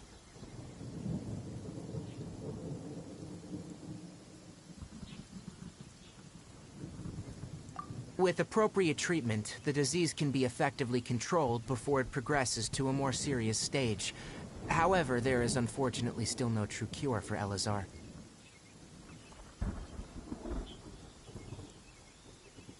Nevertheless, Kale's mother still hoped that there was something out there.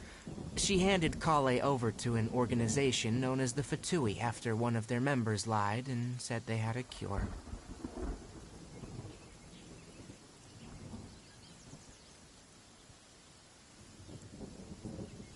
What? The Fatui? Ah, it appears you already are familiar with them. That'll save me some explanation.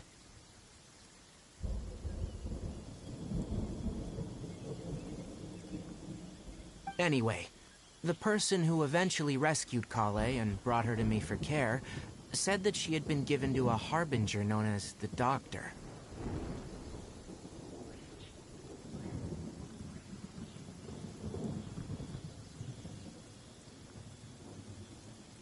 I have no idea how this doctor managed to do it, but her case of Elazar was completely stable for all the years that Kale was with them. However, Kale's days with the Fatui were anything but pleasant.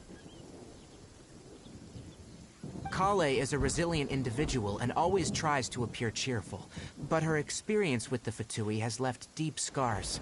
Even now, she can still feel deathly afraid of someone touching her.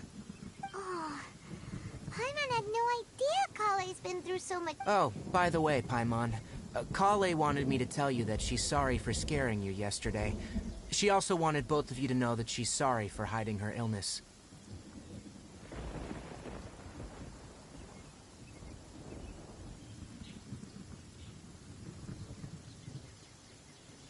She doesn't need to apologize. None of this is her fault at all. Well said. I hope you'll get a chance to tell her that in person the next time you see her. Kale once thought that it would be impossible for her to have any real friendships. I trust that you two will never let my trainee experience such emotional pain again.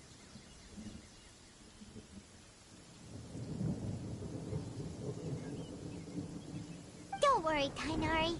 We'll take good care of her. Well, it's not too serious at this point. She overexerted herself the last couple of days, which is what led her to break down this time. As long as she has taken her medicine and gets plenty of rest, she should get better.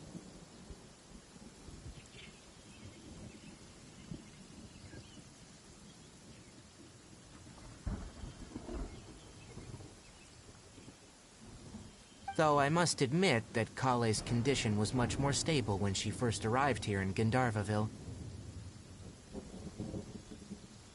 She was interested in the work of the forest rangers the moment she saw us. I could see that she was serious about learning, so I felt compelled to ask her to join us. Her stamina has gotten much worse recently. Though a moderate amount of physical exercise is always necessary, I'm afraid the long-distance patrols are a little too much for her now.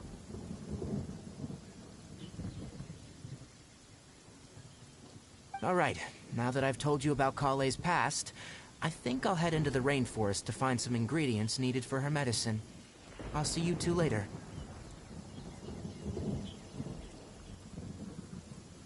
Yeah, we'd like to do something to help Kale too.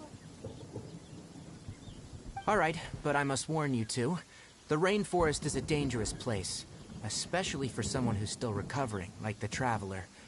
You must follow closely and listen to every instruction.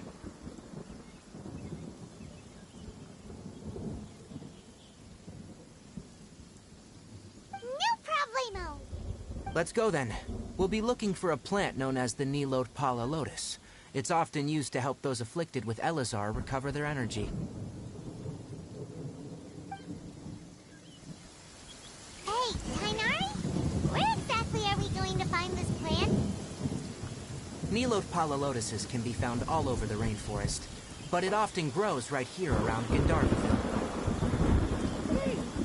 Given the name, it sounds like we should be looking for it in the water.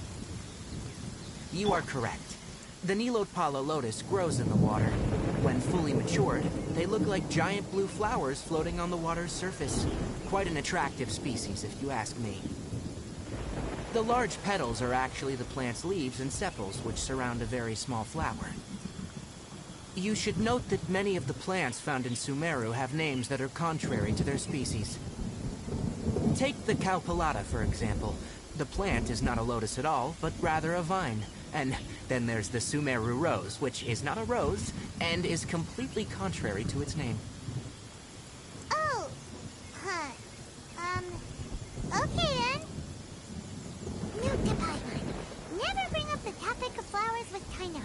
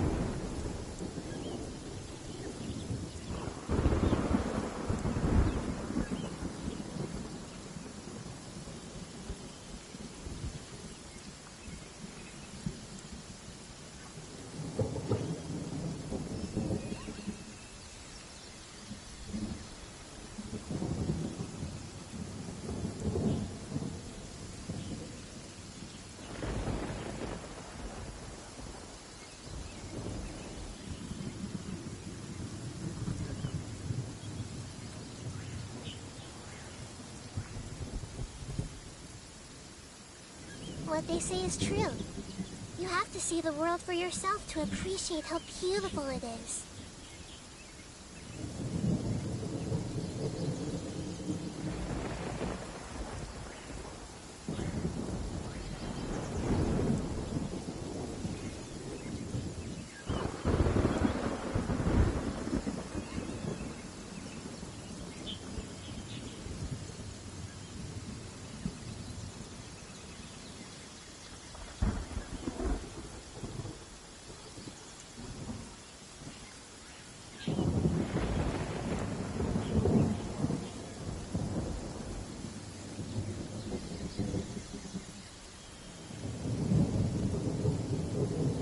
Something on your mind again?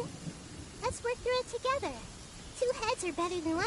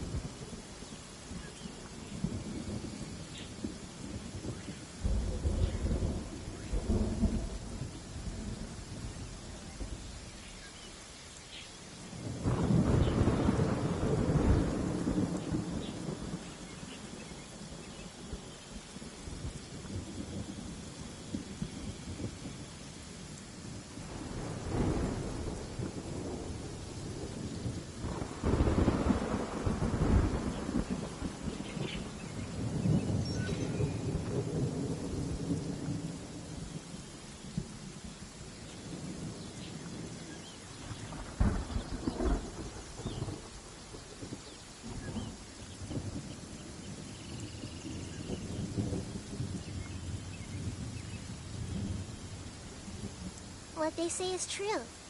You have to see the world for yourself to appreciate how beautiful it is.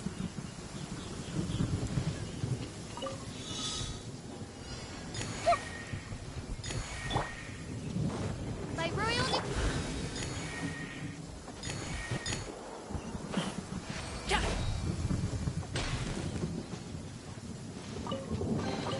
Where do you want this stuff delivered to, boss?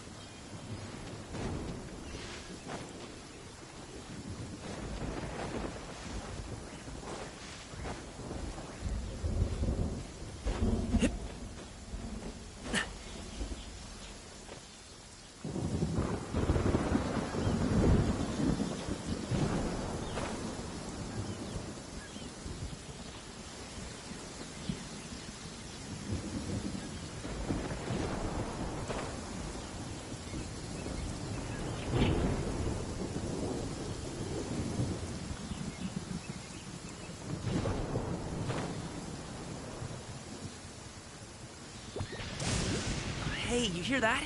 Someone just got wrecked. If you're gonna swear on high heaven, don't make an oath you can't keep.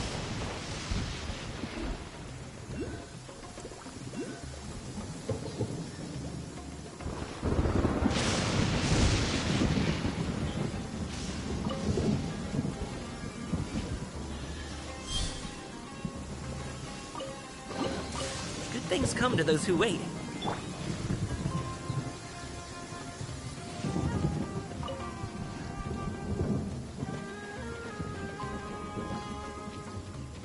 Everyone hold hands! Yeah, huh. Yeah! Committed to memory!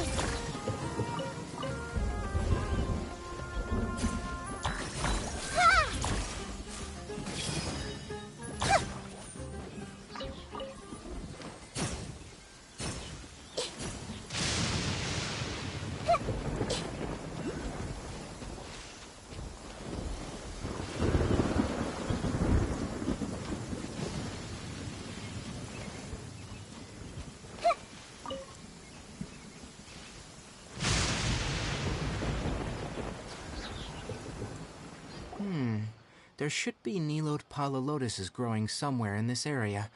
Let's split up and begin searching. If you could manage to gather 4 of them, that would be sufficient. We'll rendezvous here once you've gathered the needed amount.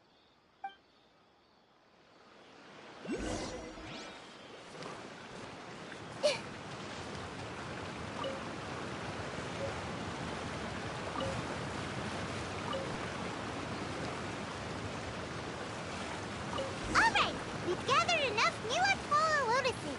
Let's head back to meet Tainari.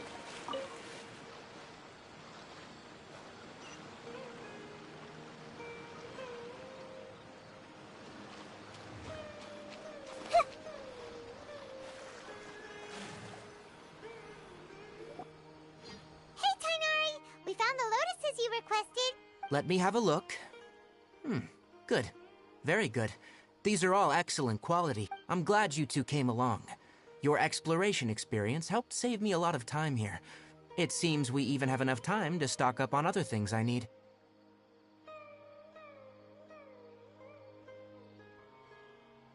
Hey, Tainari! Oh, Tainari! Someone's calling your name! They're dressed like a forest ranger. Ah, yes, that's Amir and the others. But didn't they just set off not too long ago? What are they doing back so early?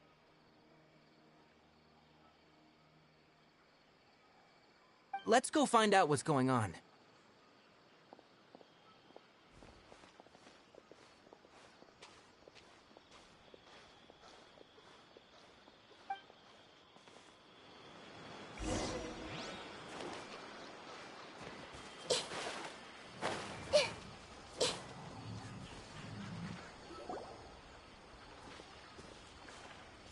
Tainari, thank goodness we found you here. We were just about to head back and find you at Gandharvaville.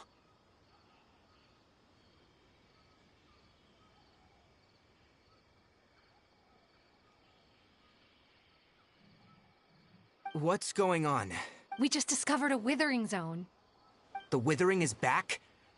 But the patrol route you were on should have been already cleared just a week ago. It reappeared so quickly.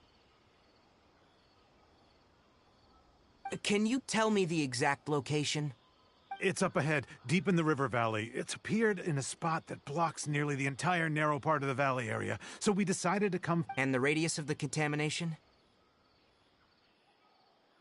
Sorry, I couldn't get a clear enough view to tell. No one in our patrol team had a vision, and it appeared to still be spreading, so we didn't risk getting any closer.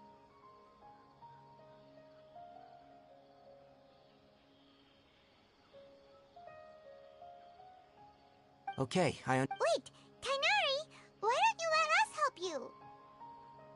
You two have only just arrived in Sumeru. You're still unfamiliar with many things in these lands. There's a unique type of anomaly that occurs in the Sumeru rainforest. It's called the Withering.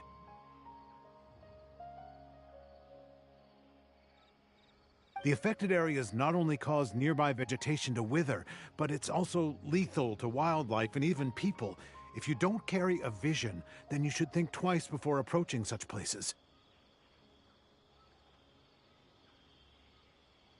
Yes, Amir is absolutely right. I wasn't kidding when I said the rainforest is a dangerous place. As Amir said, only someone with a vision, that is, the power to manipulate elements, will be able to resist the Withering's corrosive effects for a time.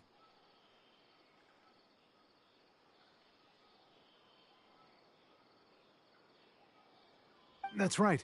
If any of the forest rangers without a vision come across a withering zone, we first make a record of the location and then have a ranger with the proper abilities deal with it, like Tainari. Only someone with a vision can venture within a withering zone and find a way to deal with it. But you don't seem to carry a vision.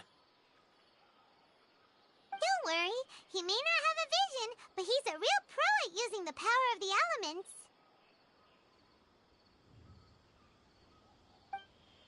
Sweat it. We've helped others deal with similar situations before. Wait, you've met other forest rangers before?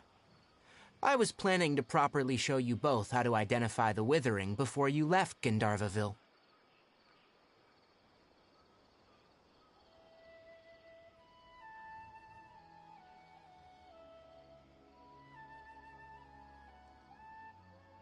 Anyway, since you two are experienced adventurers, come with me. I'm sure you'll both be able to help.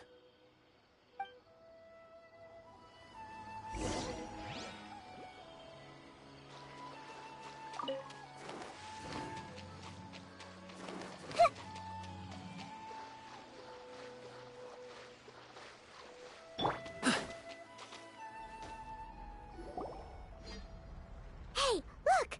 That gloomy area over there looks like a withering zone. Even though Paimon's seen one before, it's still kinda scary. All right, Traveler. We're about to enter the Withering Zone. Since you already have experience dealing with these things, you should already know what to do. But please remember, don't push yourself. If at any point it becomes too much, return outside the zone and take a breather. It could become a matter of life and death. You ready then? Let's go.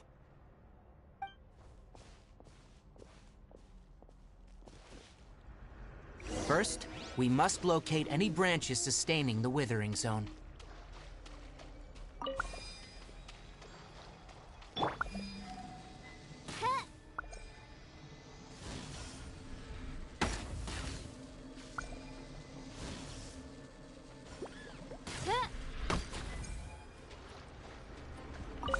Great work. Now that all the branches have been cleared, we'll need to take care of the tumor.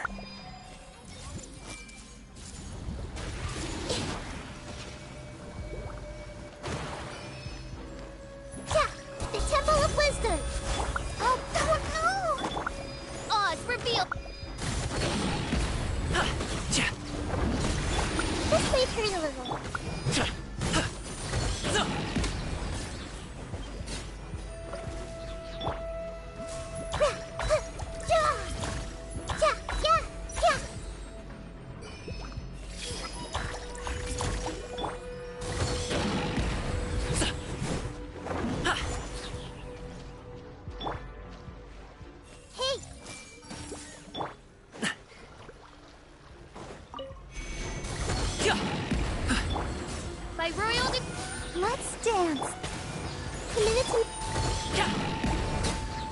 Now!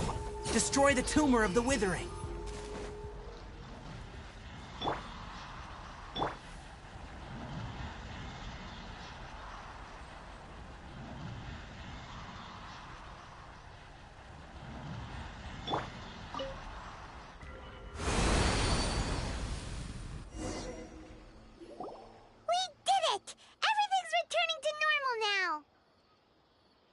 Yes. Thanks to you two, we were able to quickly restore this area back to normal.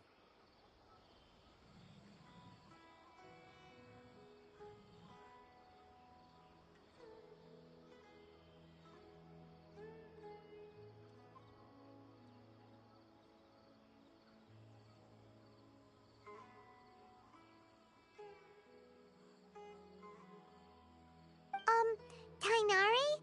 You make it sound like we did well, but why does Paimon have the feeling you're worried about? It's that obvious, huh? Recently, the rate at which withering zones appear has been increasing. Even though we were able to quickly clear that withering zone, it won't be long before another one appears.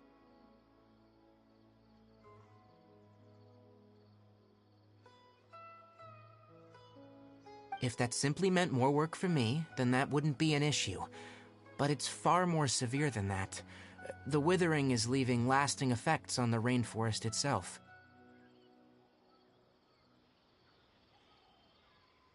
For instance, even though we cleared out the withering zone, many of the plants that were affected will not recover.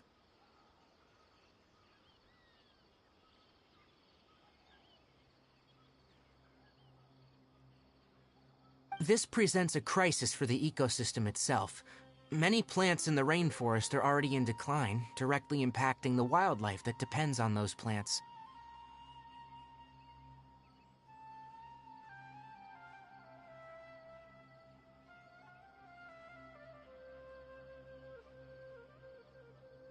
And most disturbingly, as the appearances of withering zones have started to increase, Kale's case of Elazar has also become more serious. Huh?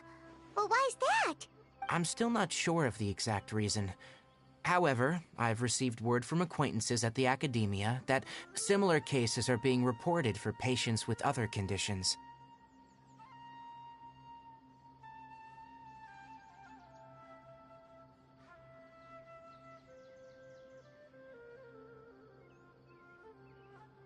No, none that we know of.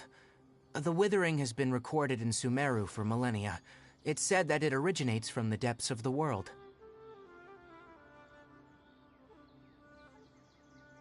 Oh, by the way, have you heard of Irminsul before?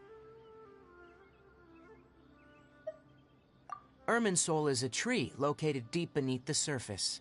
Although it isn't like any tree we know in a biological sense, you can basically think of it as a large tree that grows downwards rather than upwards.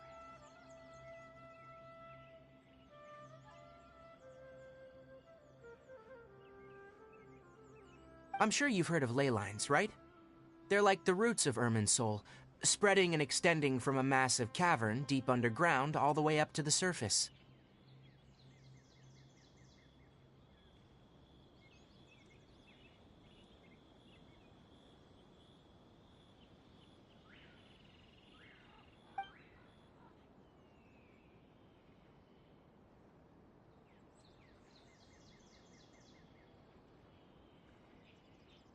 Ley lines continually absorb the memories of this world, which are then funneled into Irminsul, allowing it to collect knowledge and wisdom from ancient times to present day.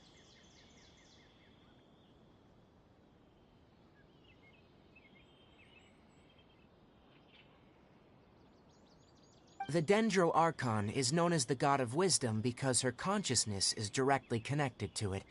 It is also said that the Dendro Archon's power is a manifestation of Irminsul.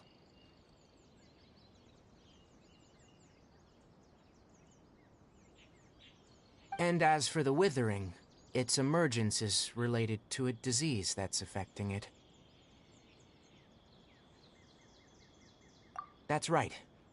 My ancestors learned of this from Greater Lord Rukkhadevata's familiars a long time ago, but even those mysterious creatures did not know of a cure for Irminsul.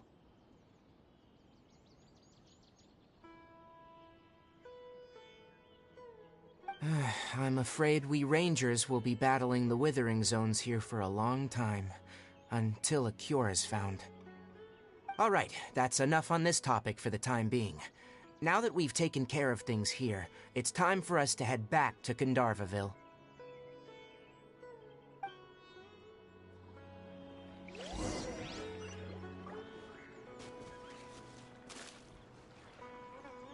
Let the show be...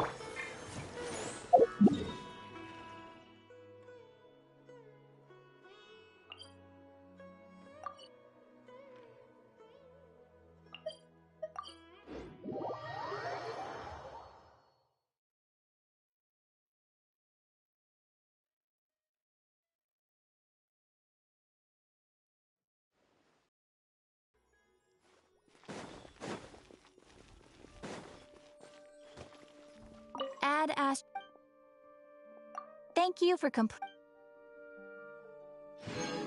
Add Ash.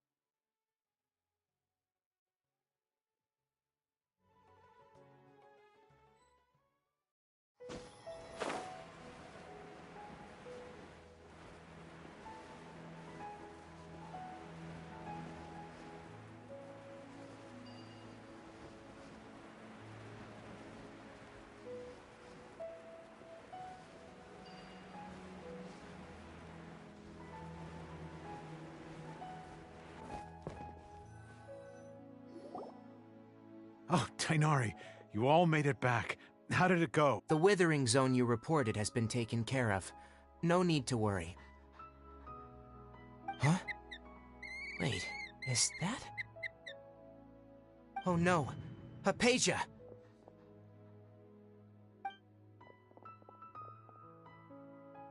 Huh? What's wrong, Tainari? This Duskbird is Hypatia's designated courier for urgent news. You do remember her, don't you? She's the scholar you and Paimon were following when you first arrived in Sumeru. Oh, her? How could we forget? So did something happen? Let me see what's written in the letter first. So what's it say? And what's with that weird expression on your face? Huh? All Paimon sees are 3 squiggly lines. Yes, allow me to explain. After we brought you from Hypatia's cave to Gandharvaville, Hypatia resumed her meditation.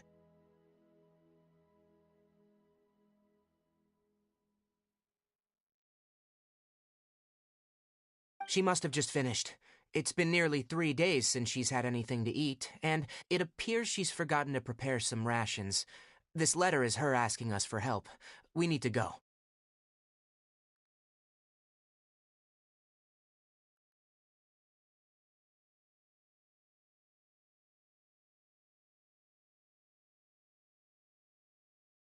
What? You mean she's been sitting there for 3 days? Hey, wait, how did you know all that from just a few lines on the paper?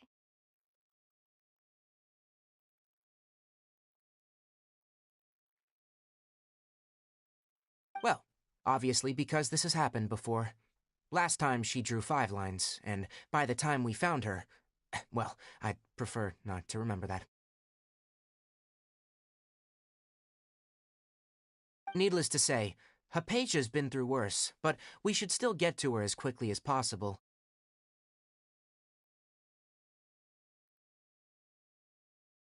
I've got some emergency rations set aside for times like these. Paimon, Traveler, could you two bring these to her? Wait, you want us to bring her the rations? But will the Traveler be okay if her cave is still filled with that funny incense? Let's find out. Here, Traveler, take a smell and see. So, how do you feel?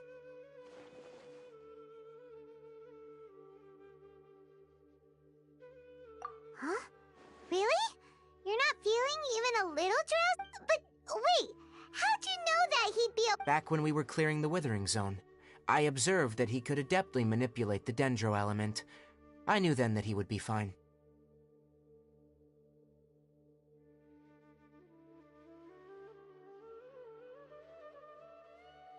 And if I may ask, when I was telling you two about Irminsul's ley lines, was what I described similar at all to what you saw when you were unconscious?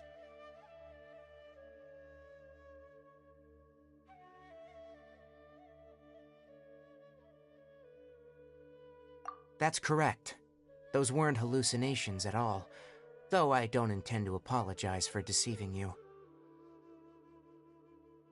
Because what you saw is of significant importance, not just for the nation of Sumeru, but the entire world of Teyvat.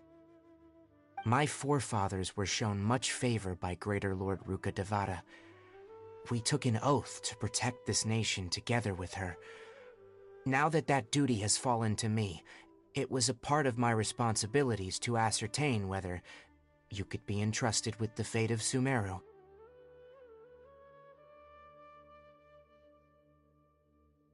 Now, after seeing you in action with my own eyes, you have earned my confidence, and I no longer feel the need to hide any secrets from you.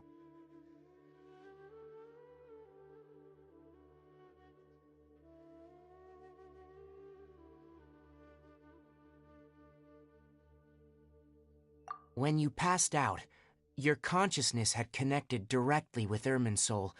What you witnessed were actually real memories contained within Irminsul itself. I could try to tell you more, but it would be better if you went to ask Hypatia instead. Her focus on meditation and use of Spirit Borneal are aimed at establishing a connection with Irminsul, just as you did.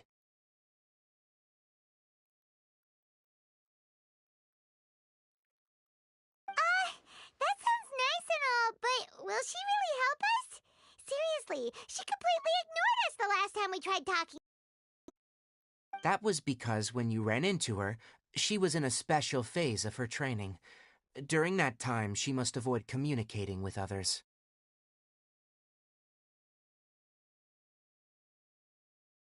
Please, wait here for a moment.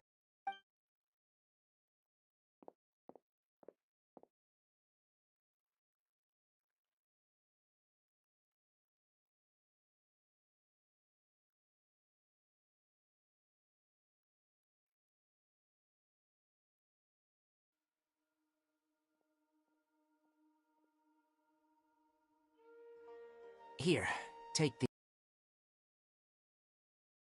as well as some other ingredients. I'm sure it'll come in handy. Also, here's a letter that I would like you to give to her. Just show it to her, and she'll answer any questions you may have.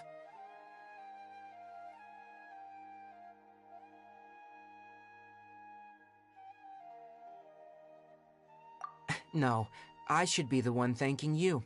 You've both been a great help these last few days.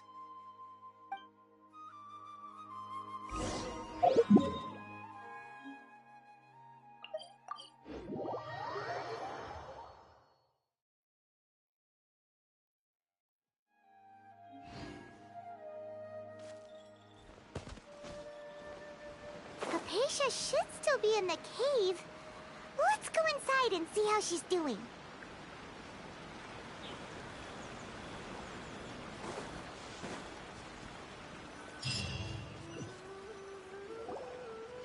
Hello? Hypatia? Maybe she went out to look for some food. Let's try looking around the area.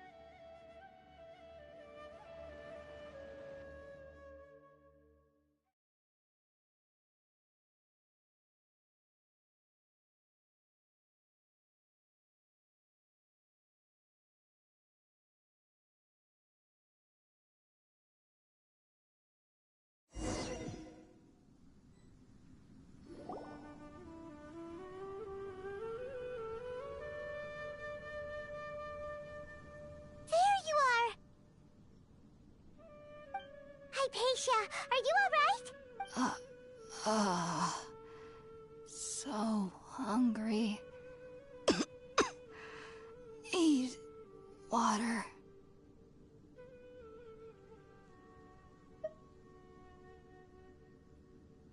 There's no way we can get her to eat in her current condition. Let's try finding some water first. Huh? Wait, why does it look super foggy outside all of a sudden?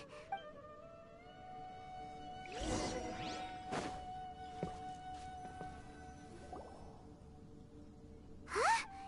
How'd things out here end up looking like this? What happened?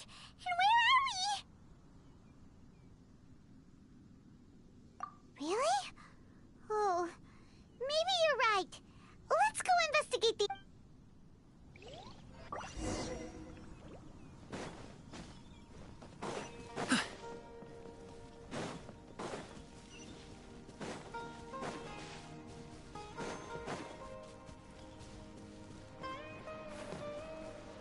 Wow, this place is huge! Paimon knew there's something off about that cave. Let's think of a way to get over there and have a closer look. Who knows? Maybe we'll find a lead of some kind.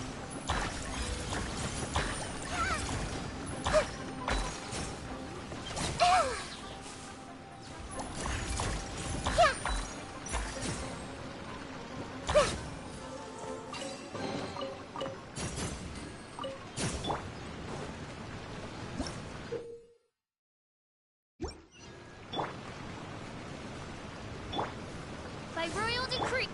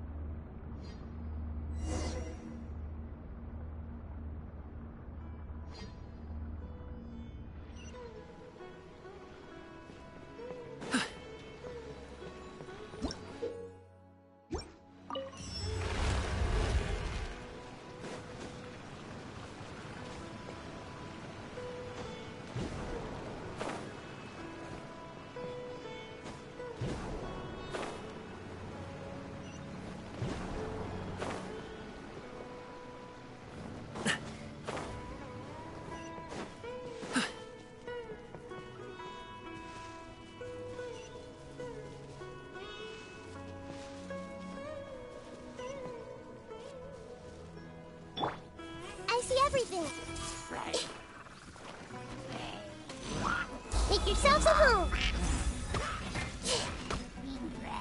This may hurt a little.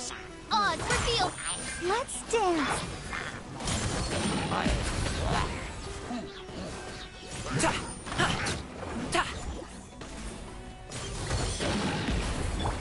Committed to memory.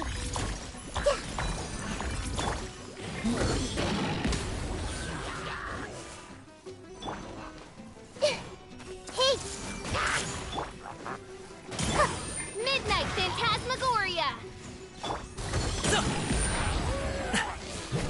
No rest for the wicked. This may hurt a little.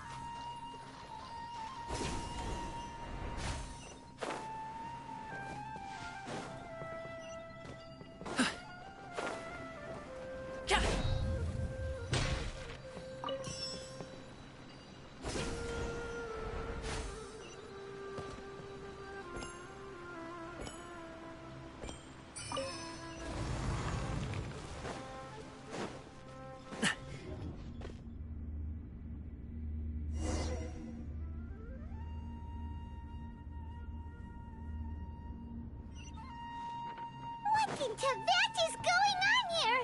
This place is getting weirder by the minute. Hey, what's the matter? You don't look so good.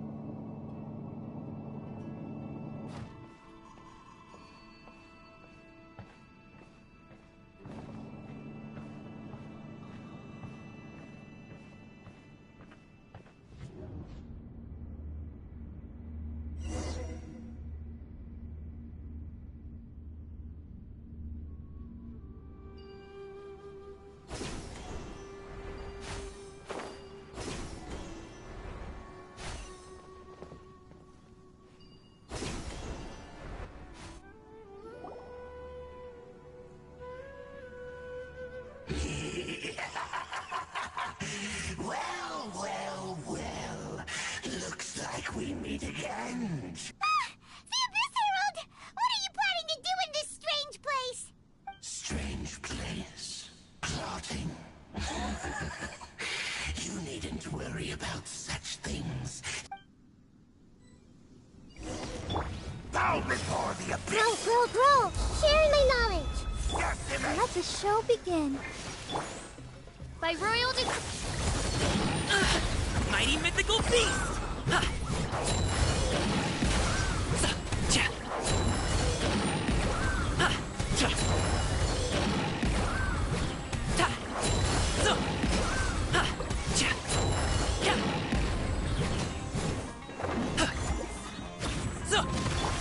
This may hurt a little.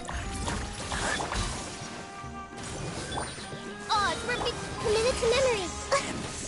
It's futile. The end.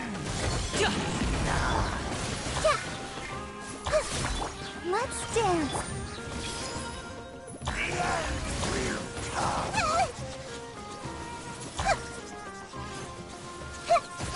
Really hurt.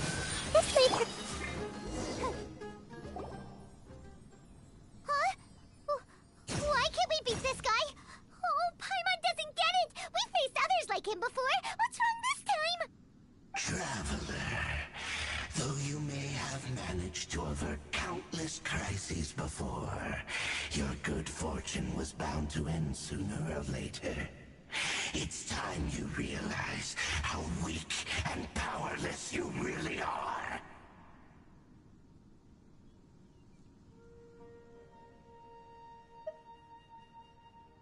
Your sister. Oh, pitiful traveler.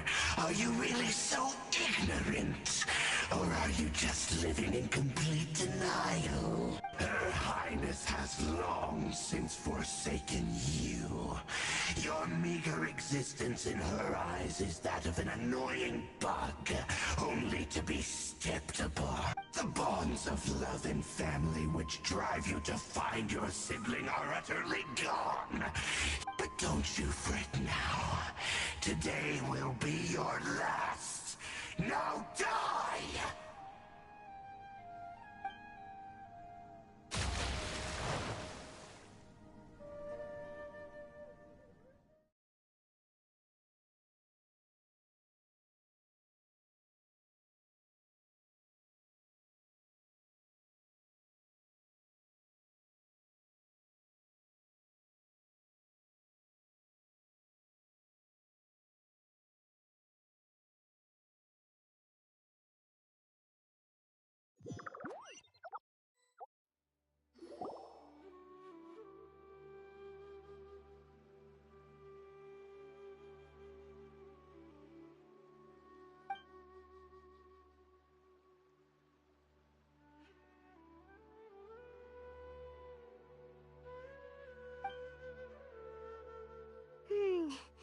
What do we do? We haven't seen Hypatia anywhere out here. Oh, there she is! Quick, let's see how she's doing. So sweet. Well, the good news is that she's still conscious. Hey, why'd you drop her food on the floor like that?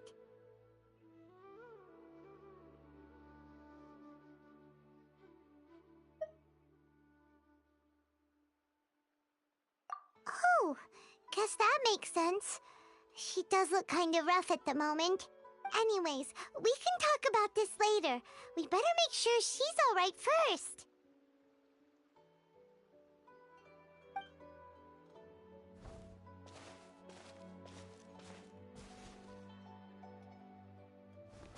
Whoa, wait a sec. Look at all this fruit lying around her. We can put that to good use.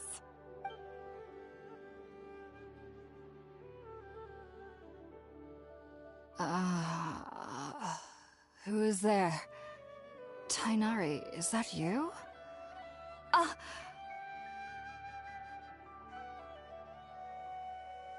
Huh? It's okay. You can relax, Hypatia. Tainari sent us here to bring you some food and water. Here, we have a letter that he asked us to give you.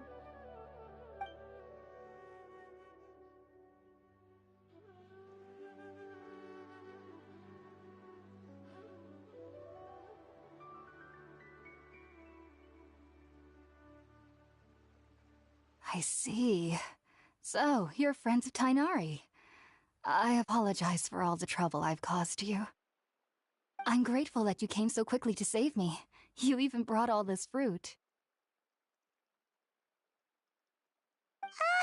Well, actually, we didn't bring the fruit. It was already here when we arrived.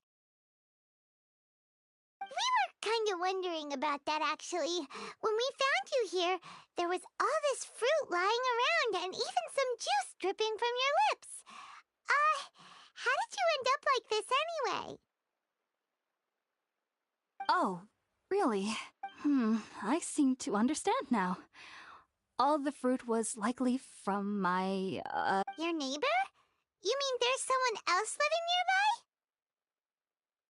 Oh? So you're able to see them too?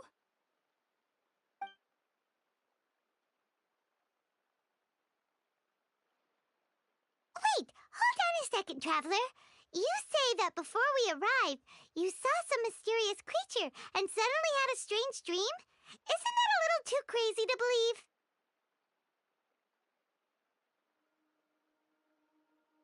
No, I actually do believe what the traveler is saying.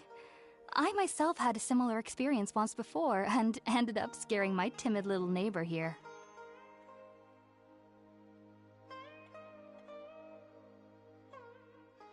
You needn't worry. They mean you no harm. They only dragged you into the dream because they hoped to buy themselves a little time in order to scurry away.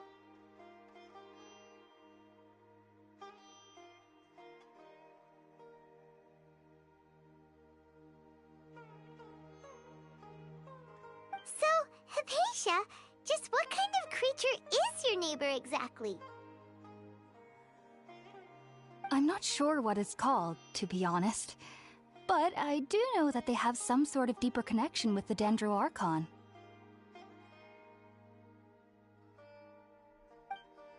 I know this because the first time I saw them was also the exact day my consciousness was able to form a connection with Irminsul.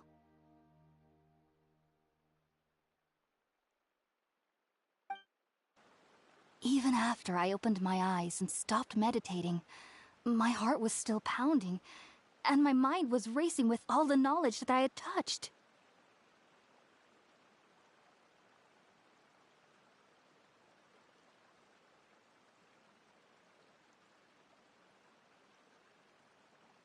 And at that very moment, I suddenly noticed a small figure at the opening of the cave. In my curiosity, I began to walk over to the creature.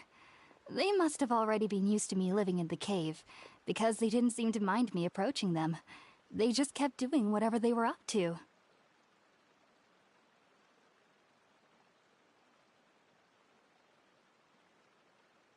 It wasn't until I crouched down next to them that they suddenly realized that I could see them.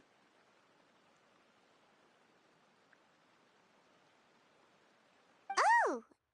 And then? And then I had a dream. By the time I came to, they were nowhere to be seen.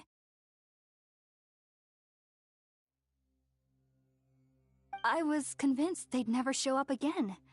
But sure enough, I saw them nearby a few days later. And they weren't alone.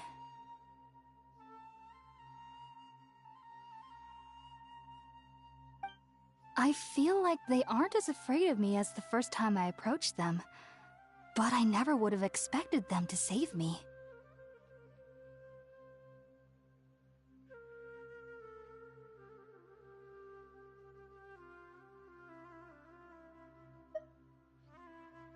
Yes, no doubt about that. By the way, Tainari mentioned in his letter that you had questions for me. Sorry about that. Sounds like just drinking juice still isn't quite enough for my stomach. Well, if somebody hadn't dropped the food earlier... Anyway, looks like we'll need to prepare something ourselves. Besides, Paimon's getting hungry too. Let's eat first and talk about Irminsul later. Alright, we're up, Traveler. Today's menu will feature Sweet Madame and a radish veggie soup. You'll love it. Sounds good. I've never tried any dishes from other nations before. I certainly look forward to it. It's been so long since I've had a decent meal, too. To be honest, the last time had to be when Tainari came to visit.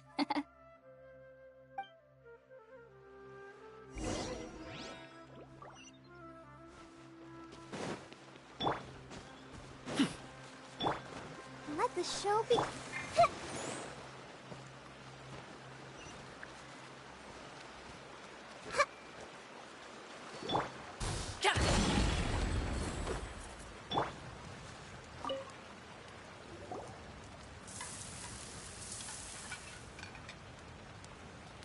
All done! Let's use the empty box that Tainari gave us since we already watched it.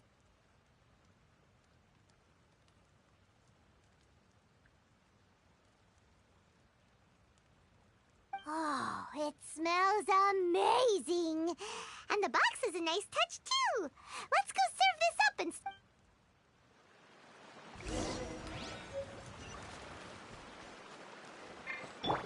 Let's dance!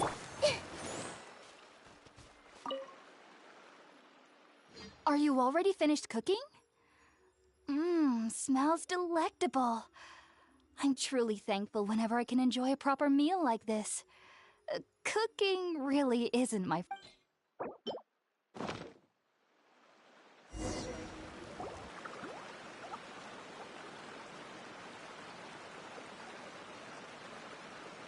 Even though everything you mentioned was in Tighnari's letter, it's still hard to believe you were able to connect with Irminsul immediately after smelling Spiritborn Ale for the first time.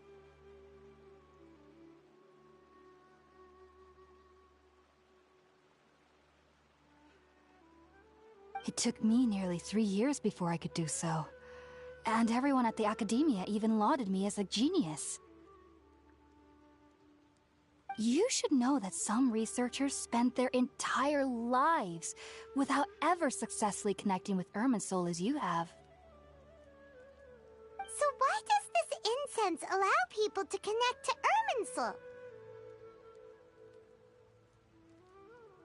The ingredients used to make Spiritborn Ale primarily consist of plants created by Greater Lord Rukkhadevata. These special ingredients are conducive to heightening our senses to the Dendro Archon's power.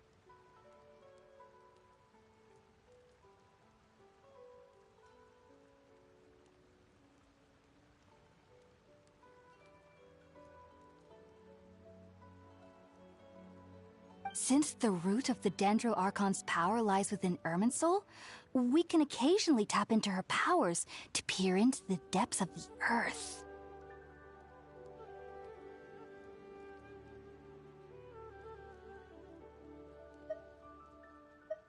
Naturally, anyone who can establish a connection with Irminsul in their first ever attempt must be a person of great understanding. Makes sense. But Paimon's got a question. Why was he sensitive to the smell of those plants for such a long time? That was primarily due to his body's unique constitution. Stimulated by the incense, he could perceive the Dendro Archon's power and experienced a sensory overload, hence the adverse reactions.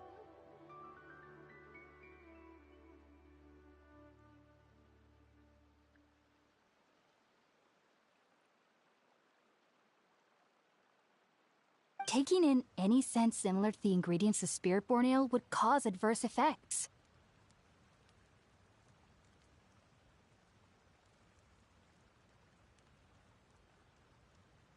Not to worry, though. It appears you've already fully recovered. Technically, your body should still be sensitive to the powers of the Dendro Archon, but unless you're using intentional meditation techniques, the scent of Spiritborn Ale should no longer trigger such reactions.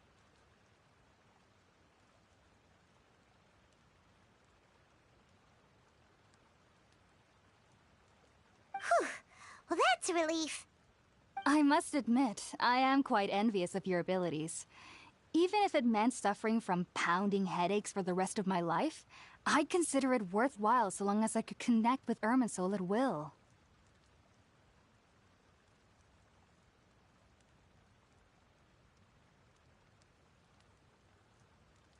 Whoa, you're really serious about this whole thing, aren't you? I am a researcher after all. As a member of the Ritaoist Darshan at the Academia, my main area of research is the stars and their connect, which is why I must turn to the all-knowing Irminsul for answers. If only my perception wasn't so limited. Unfortunately, I cannot guarantee that my every attempt to attune with Irminsul will be successful, or that doing so will leave my consciousness intact. I am currently in the stage of training known as Satyavada life.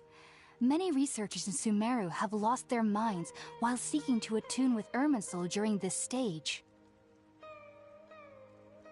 Sages have said that Irminsul contains divine knowledge, and touching such knowledge without the proper preparations and abilities will only lead to one's mind caving in on itself. That's why we meditate alone. We need to ensure that our minds will be calm while minimizing the possibility of involving anyone else. Whoa. So knowledge from Irminsul could be super dangerous. Don't you ever feel afraid of the risk, Hypatia? Of course I do. Especially during nights that are pitch black with no moonlight, and dead silent without even the sound of insects. However, I've been feeling better as of late. I don't get as scared anymore knowing that I have a little neighbor living nearby. I believe that being able to see them is a sort of blessing from the Dendro Archon.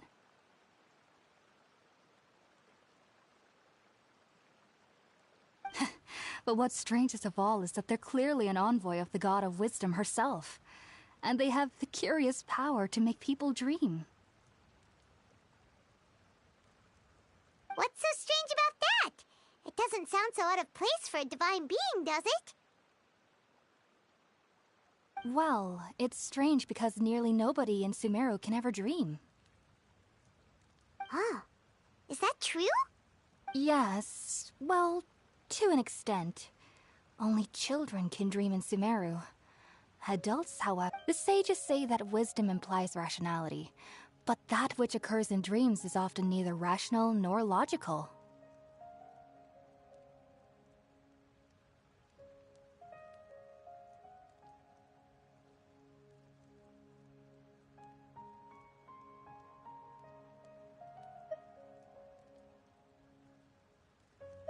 Yes, if one struggles with anxieties, those emotions could influence their dreams.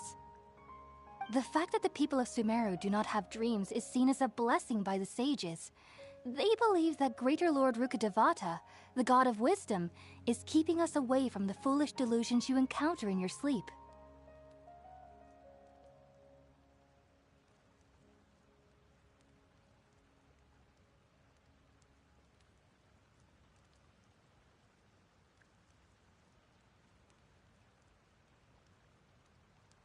I was born into a family of scholars in Sumeru City. Ever since I was a child, my parents would always tell me that I'll know I've grown up once I stop dreaming.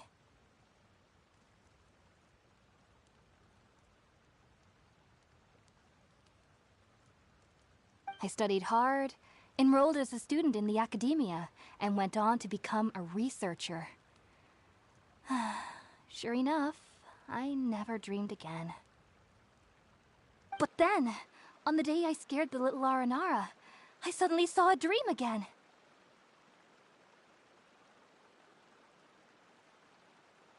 It was incredible.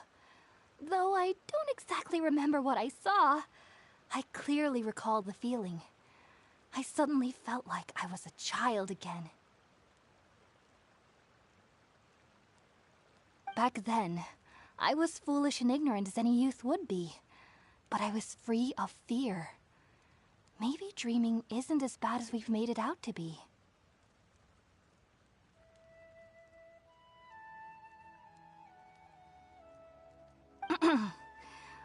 Just be sure not to speak of this if you travel to Sumeru City. They'll look at you as if you've lost your mind.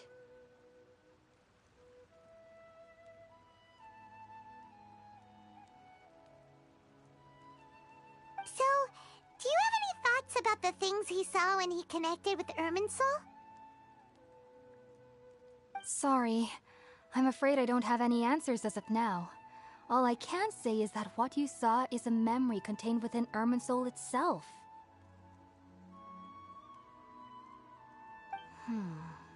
World forget me. What could that possibly mean?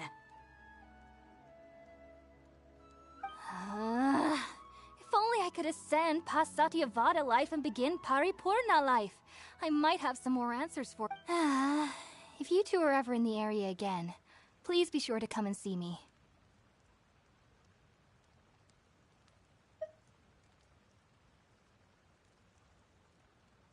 There's no need to be thanking me. You two are my saviors. Besides, I'm already looking forward to tasting some more of your cooking.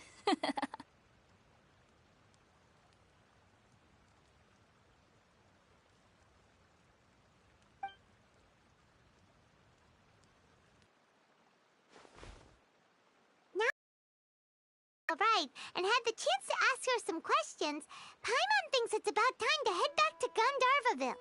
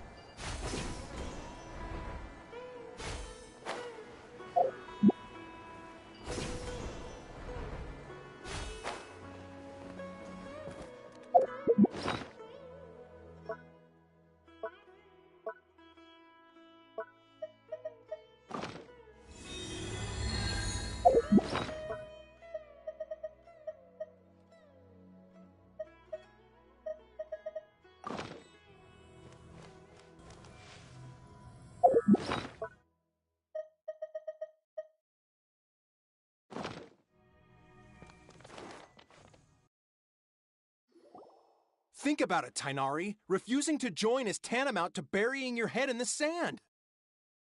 I understand that you're a forest watcher and that it's your duty to combat the effects of withering zones, but isn't it evident that such work is not a lasting solution to the problem?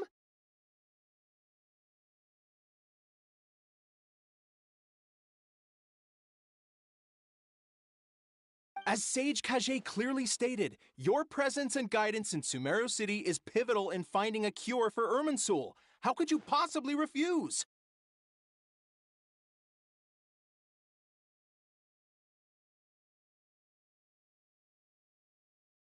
Keep your emotions in check, Gulam. Let's at least listen to Tainari's reason for declining. We're here to invite him to the Academia, not to cause a scene.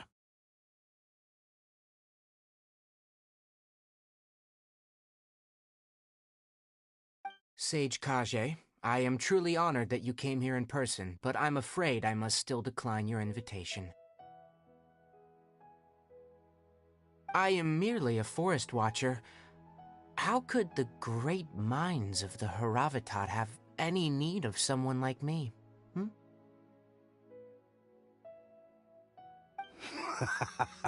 Well, it turns out that your refusal letter had some implications on your master's reputation. He is a renowned sage of the Immorta, after all. So now I've come here in his stead.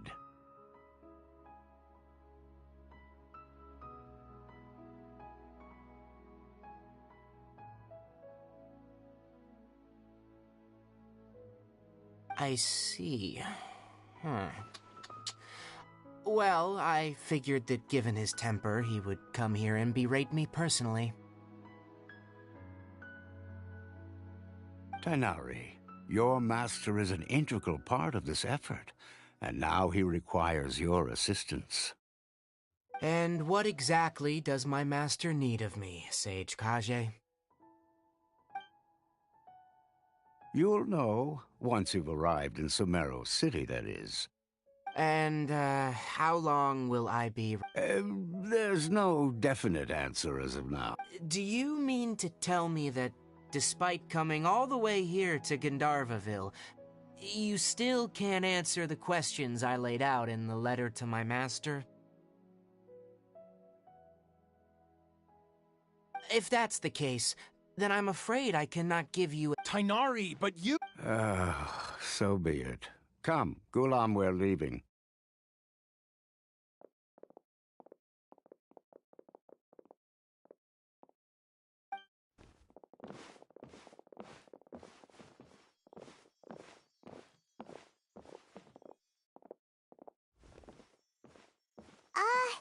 Tainari, what was that all about? It's nothing. Some people from the Academia wanted me to go to Sumeru City to assist them with a project, but I had to refuse on account of all my responsibilities here.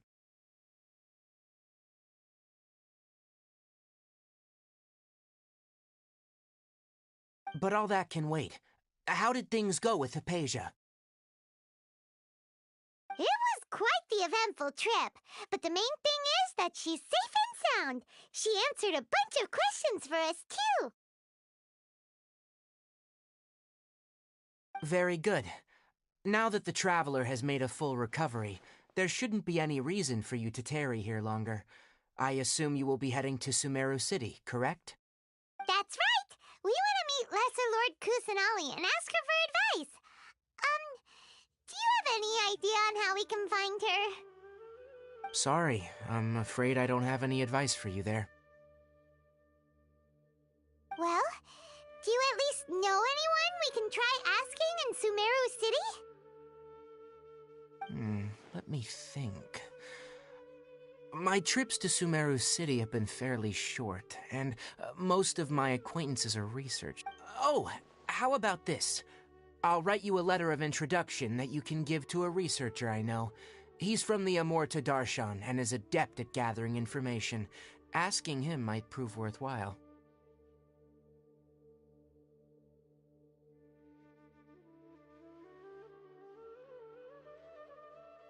Also, when you enter Sumeru City, you'll probably end up receiving something like this item here. I'm not sure if it will ever come in handy for you, but maybe you can give it a try.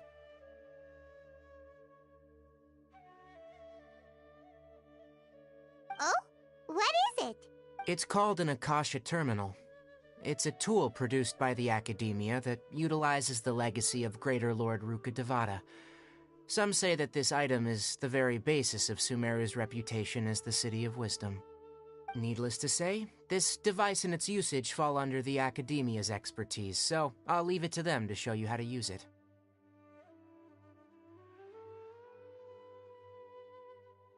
Great!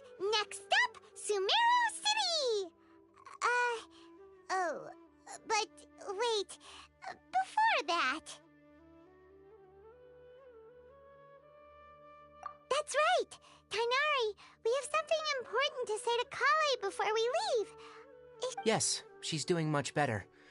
After being confined to her bed all this time, I thought a little walk would do her some good.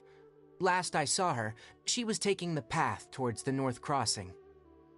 She knew you two would be leaving soon, so she must have wanted to see you off. Thanks, Tainari. All right. Farewell, and good luck to you both.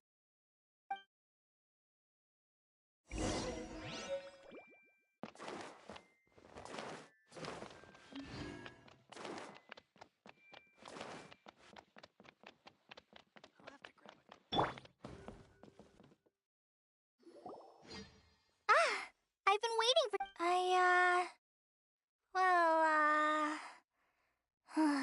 Never mind. I guess Thanks for waiting here just to see us off, Kale. We're headed to Sumeru City.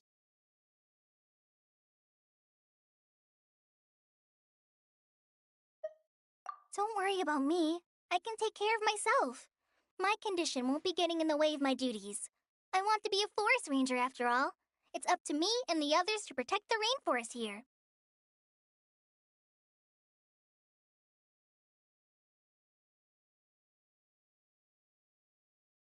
And, I'm sorry. I should have told you both about my condition when we first met, but I guess now I understand that the most important thing is for friends to be genuine with one another. There's no need to apologize, Kale. We should be thanking you for trusting us enough to be your friends and sharing your past with us.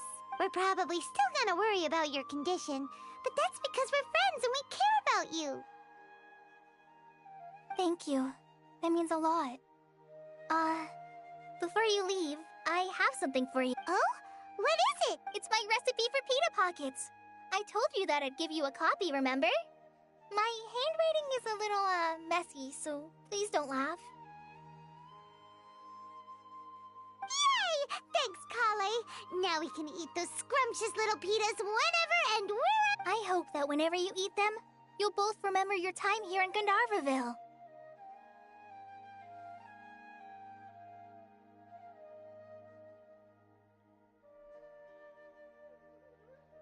Well then, I, trainee Forest Ranger Kale, bid you both farewell. Please visit Gandharvaville again. The Rangers will always be ready to assist you here.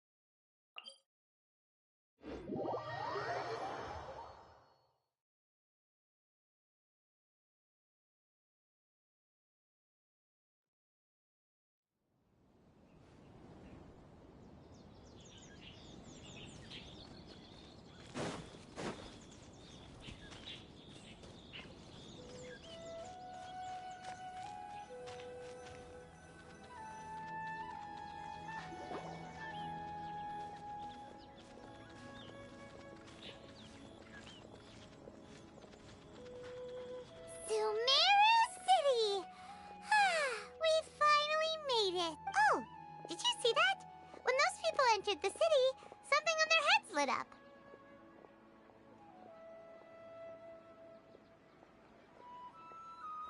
One moment, please, you two. It appears this is your first time visiting Sumeru City. Oh, yeah, that's right. Because there's currently no information on either of you in the Akasha.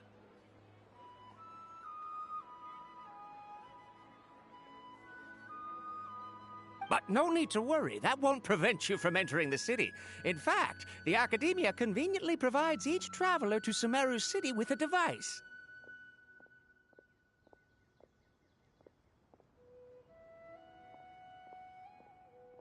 Perhaps you two have heard of the Akasha before. It's our beloved Greater Lord Rukkhadevata's lasting legacy, a treasure trove of collected knowledge. After centuries of tireless research on the Akasha, the Academia created one of its most ingenious inventions, the Akasha Terminal. As long as you are within Sumeru's borders, you may use an Akasha terminal to connect directly to the Akasha and access any knowledge you need. I should mention that due to technical limitations, the operation of Akasha terminals will be much smoother and more effective in large cities such as Sumeru City and Port Ormos.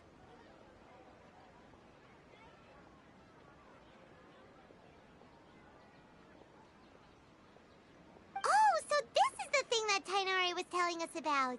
It sounds pretty amazing. You two are quite fortunate. Until recently, it was standard practice to only issue Akasha terminals to outlanders who spent an extended amount of time in Sumeru. However, this policy was recently changed, and now all travelers are issued one upon arrival. Here are your Akasha terminals. Please handle them with care.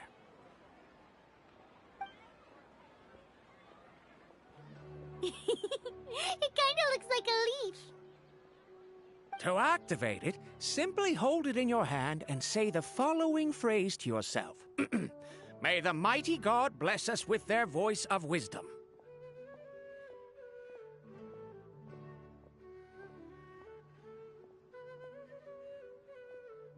Oh! Says this little doodad lets you access knowledge. Maybe we can use it to find a way to meet Lesser Lord Kusanali. Let's give it a try.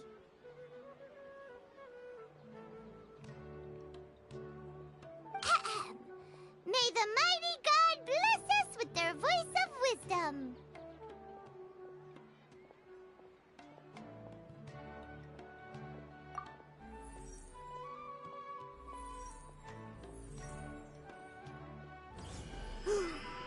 Whoa! Just now, something clicked, and Paimon suddenly knew how to use this thing. It seems all we need to do is concentrate on what we want to know, and bam! You get it. Oh, that'll come in real handy. Exactly. That is the power of the Akasha. And with that, let me officially welcome you both to Sumeru City. May the wisdom of the Dendro Archon always be your guide. Okay, now that we're in, we can check the Akasha about Lesser Lord Kusanali. Let Paimon try. 500 years ago, the sages found a newly born deity from within some scorched ruins. The deity now resides in the sanctuary of Suristana. Seems pretty similar to what Kali was telling us.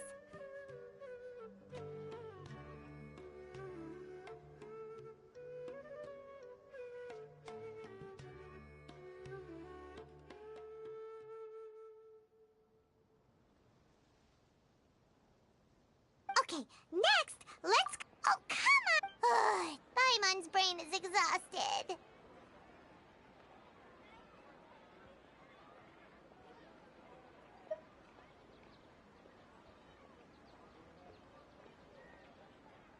Oh, smart idea. But what are you going to ask it?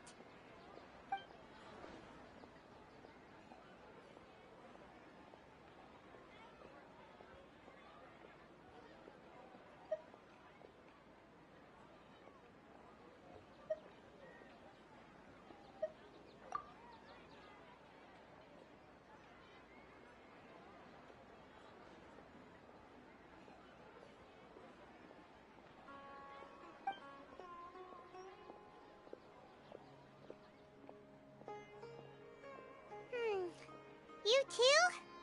Well, glad it's not just Paimon.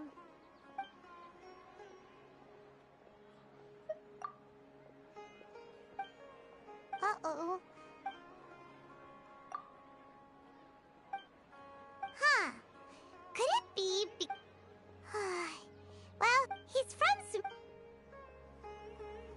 Let's see. Tainari wrote an address on the letter's envelope. Oh, it's not far from this. Been handed all the cumbersome tests again. Hello, are you Rohawi? Yes, that's me. Can I help you? Great! You see, Tainari sent us here and... What? Tainar? Please, there's no need to say.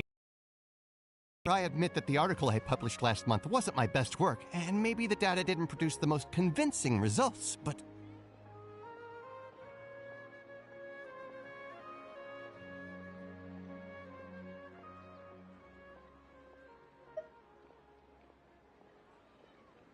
Here! This is a letter from Tainari! Oh, let me see... Ah! Ooh, what a relief. You two nearly scared the life out of me. So you two just have some questions for me?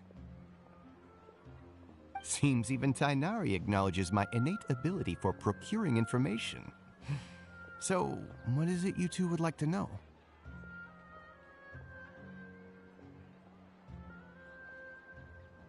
We want to meet with Lesser Lord Kusanali. Do you know a way we can do that? You mean you want to meet the Dendro Archon herself? This isn't exactly my area of expertise, but let me see what I can find in the Akasha.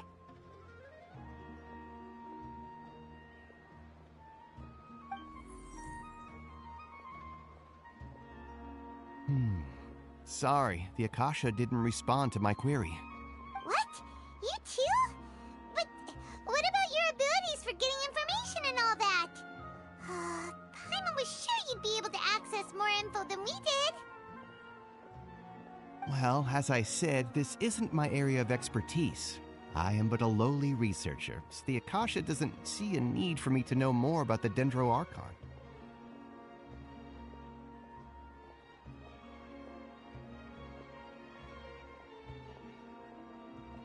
All I know is that ever since Lesser Lord Kusanali returned to Sumeru, she's never left the Sanctuary of Sorasthana or made a public appearance. Huh. Didn't expect her to be such a mysterious figure. The Dendro Archon is somewhat of a recluse. Perhaps she just doesn't want to entertain visitors, which would explain the lack of information in the Akasha. Aw, but then what can we do? No need to worry just yet. I'm only hypothesizing here.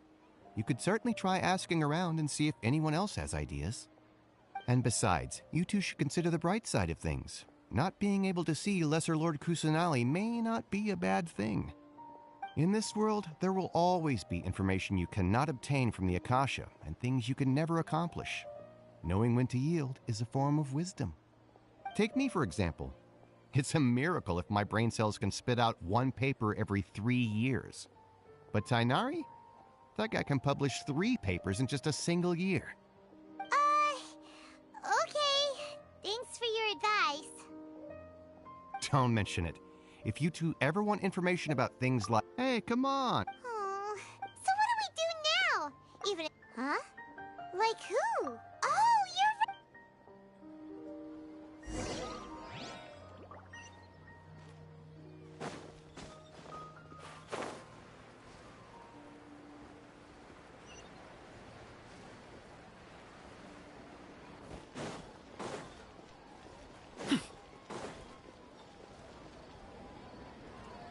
Ad Astra Abyssosk. Hello, Traveler and Paimon. Catherine, we need your help with something. Understood. The Adventurers Guild is always ready to serve you. With what do you require assistance? We want to meet with Lesser Lord Kusanali. Do you know a way we can do that? You two wish to meet with Sumeru's Archon. Understood. Please wait.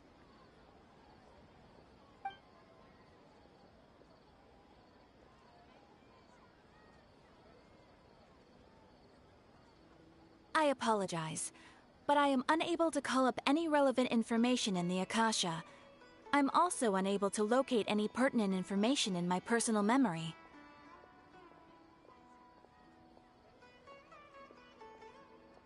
Aww, another dead end. Well, if Catherine can't help us, then we really don't know anyone else to ask now.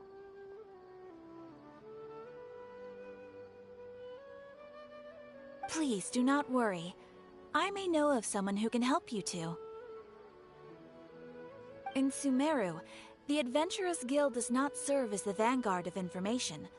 Rather, there are numerous active mercenary groups. They take on various... An Eremite brigade called the Corps of 30 is in charge of Sumeru City's defense. Corps of 30? Supposedly, Asphalt, an advisor... If you'd like to get in contact with him, you're welcome. I wish you... Alright, off to the Citadel of Racer we go!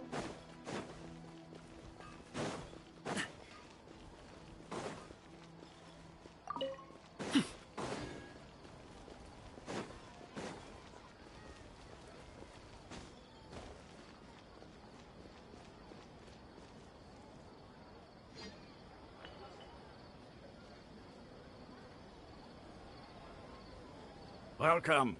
The Adventurers Guild told me to expect you two.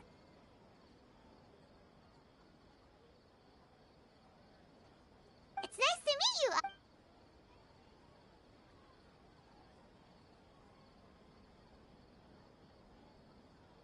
I see. So, Catherine's the one who sent you this way. Ha! It's true that the Eremites' network is vast, but even I can't help you meet the Dendro Archon.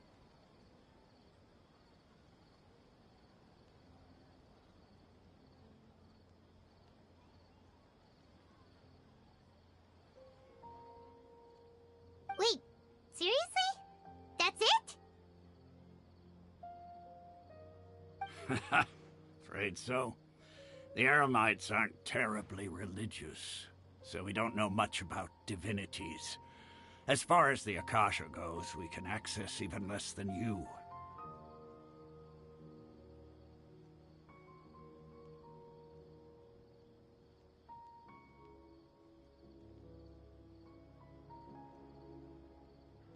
We originally came from the... It isn't just... Oh? Why? Just take the academia. In their eyes, she... Because of the academia. Not to mention that... Really? Oh. Ha! But...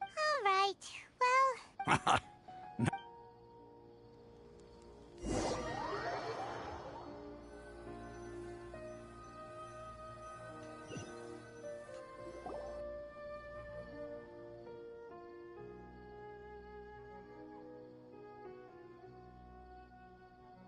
Not only are they not interested in the Dendro Archon, they even say stuff like, if the Akasha doesn't think I should know, then I don't need to know about it.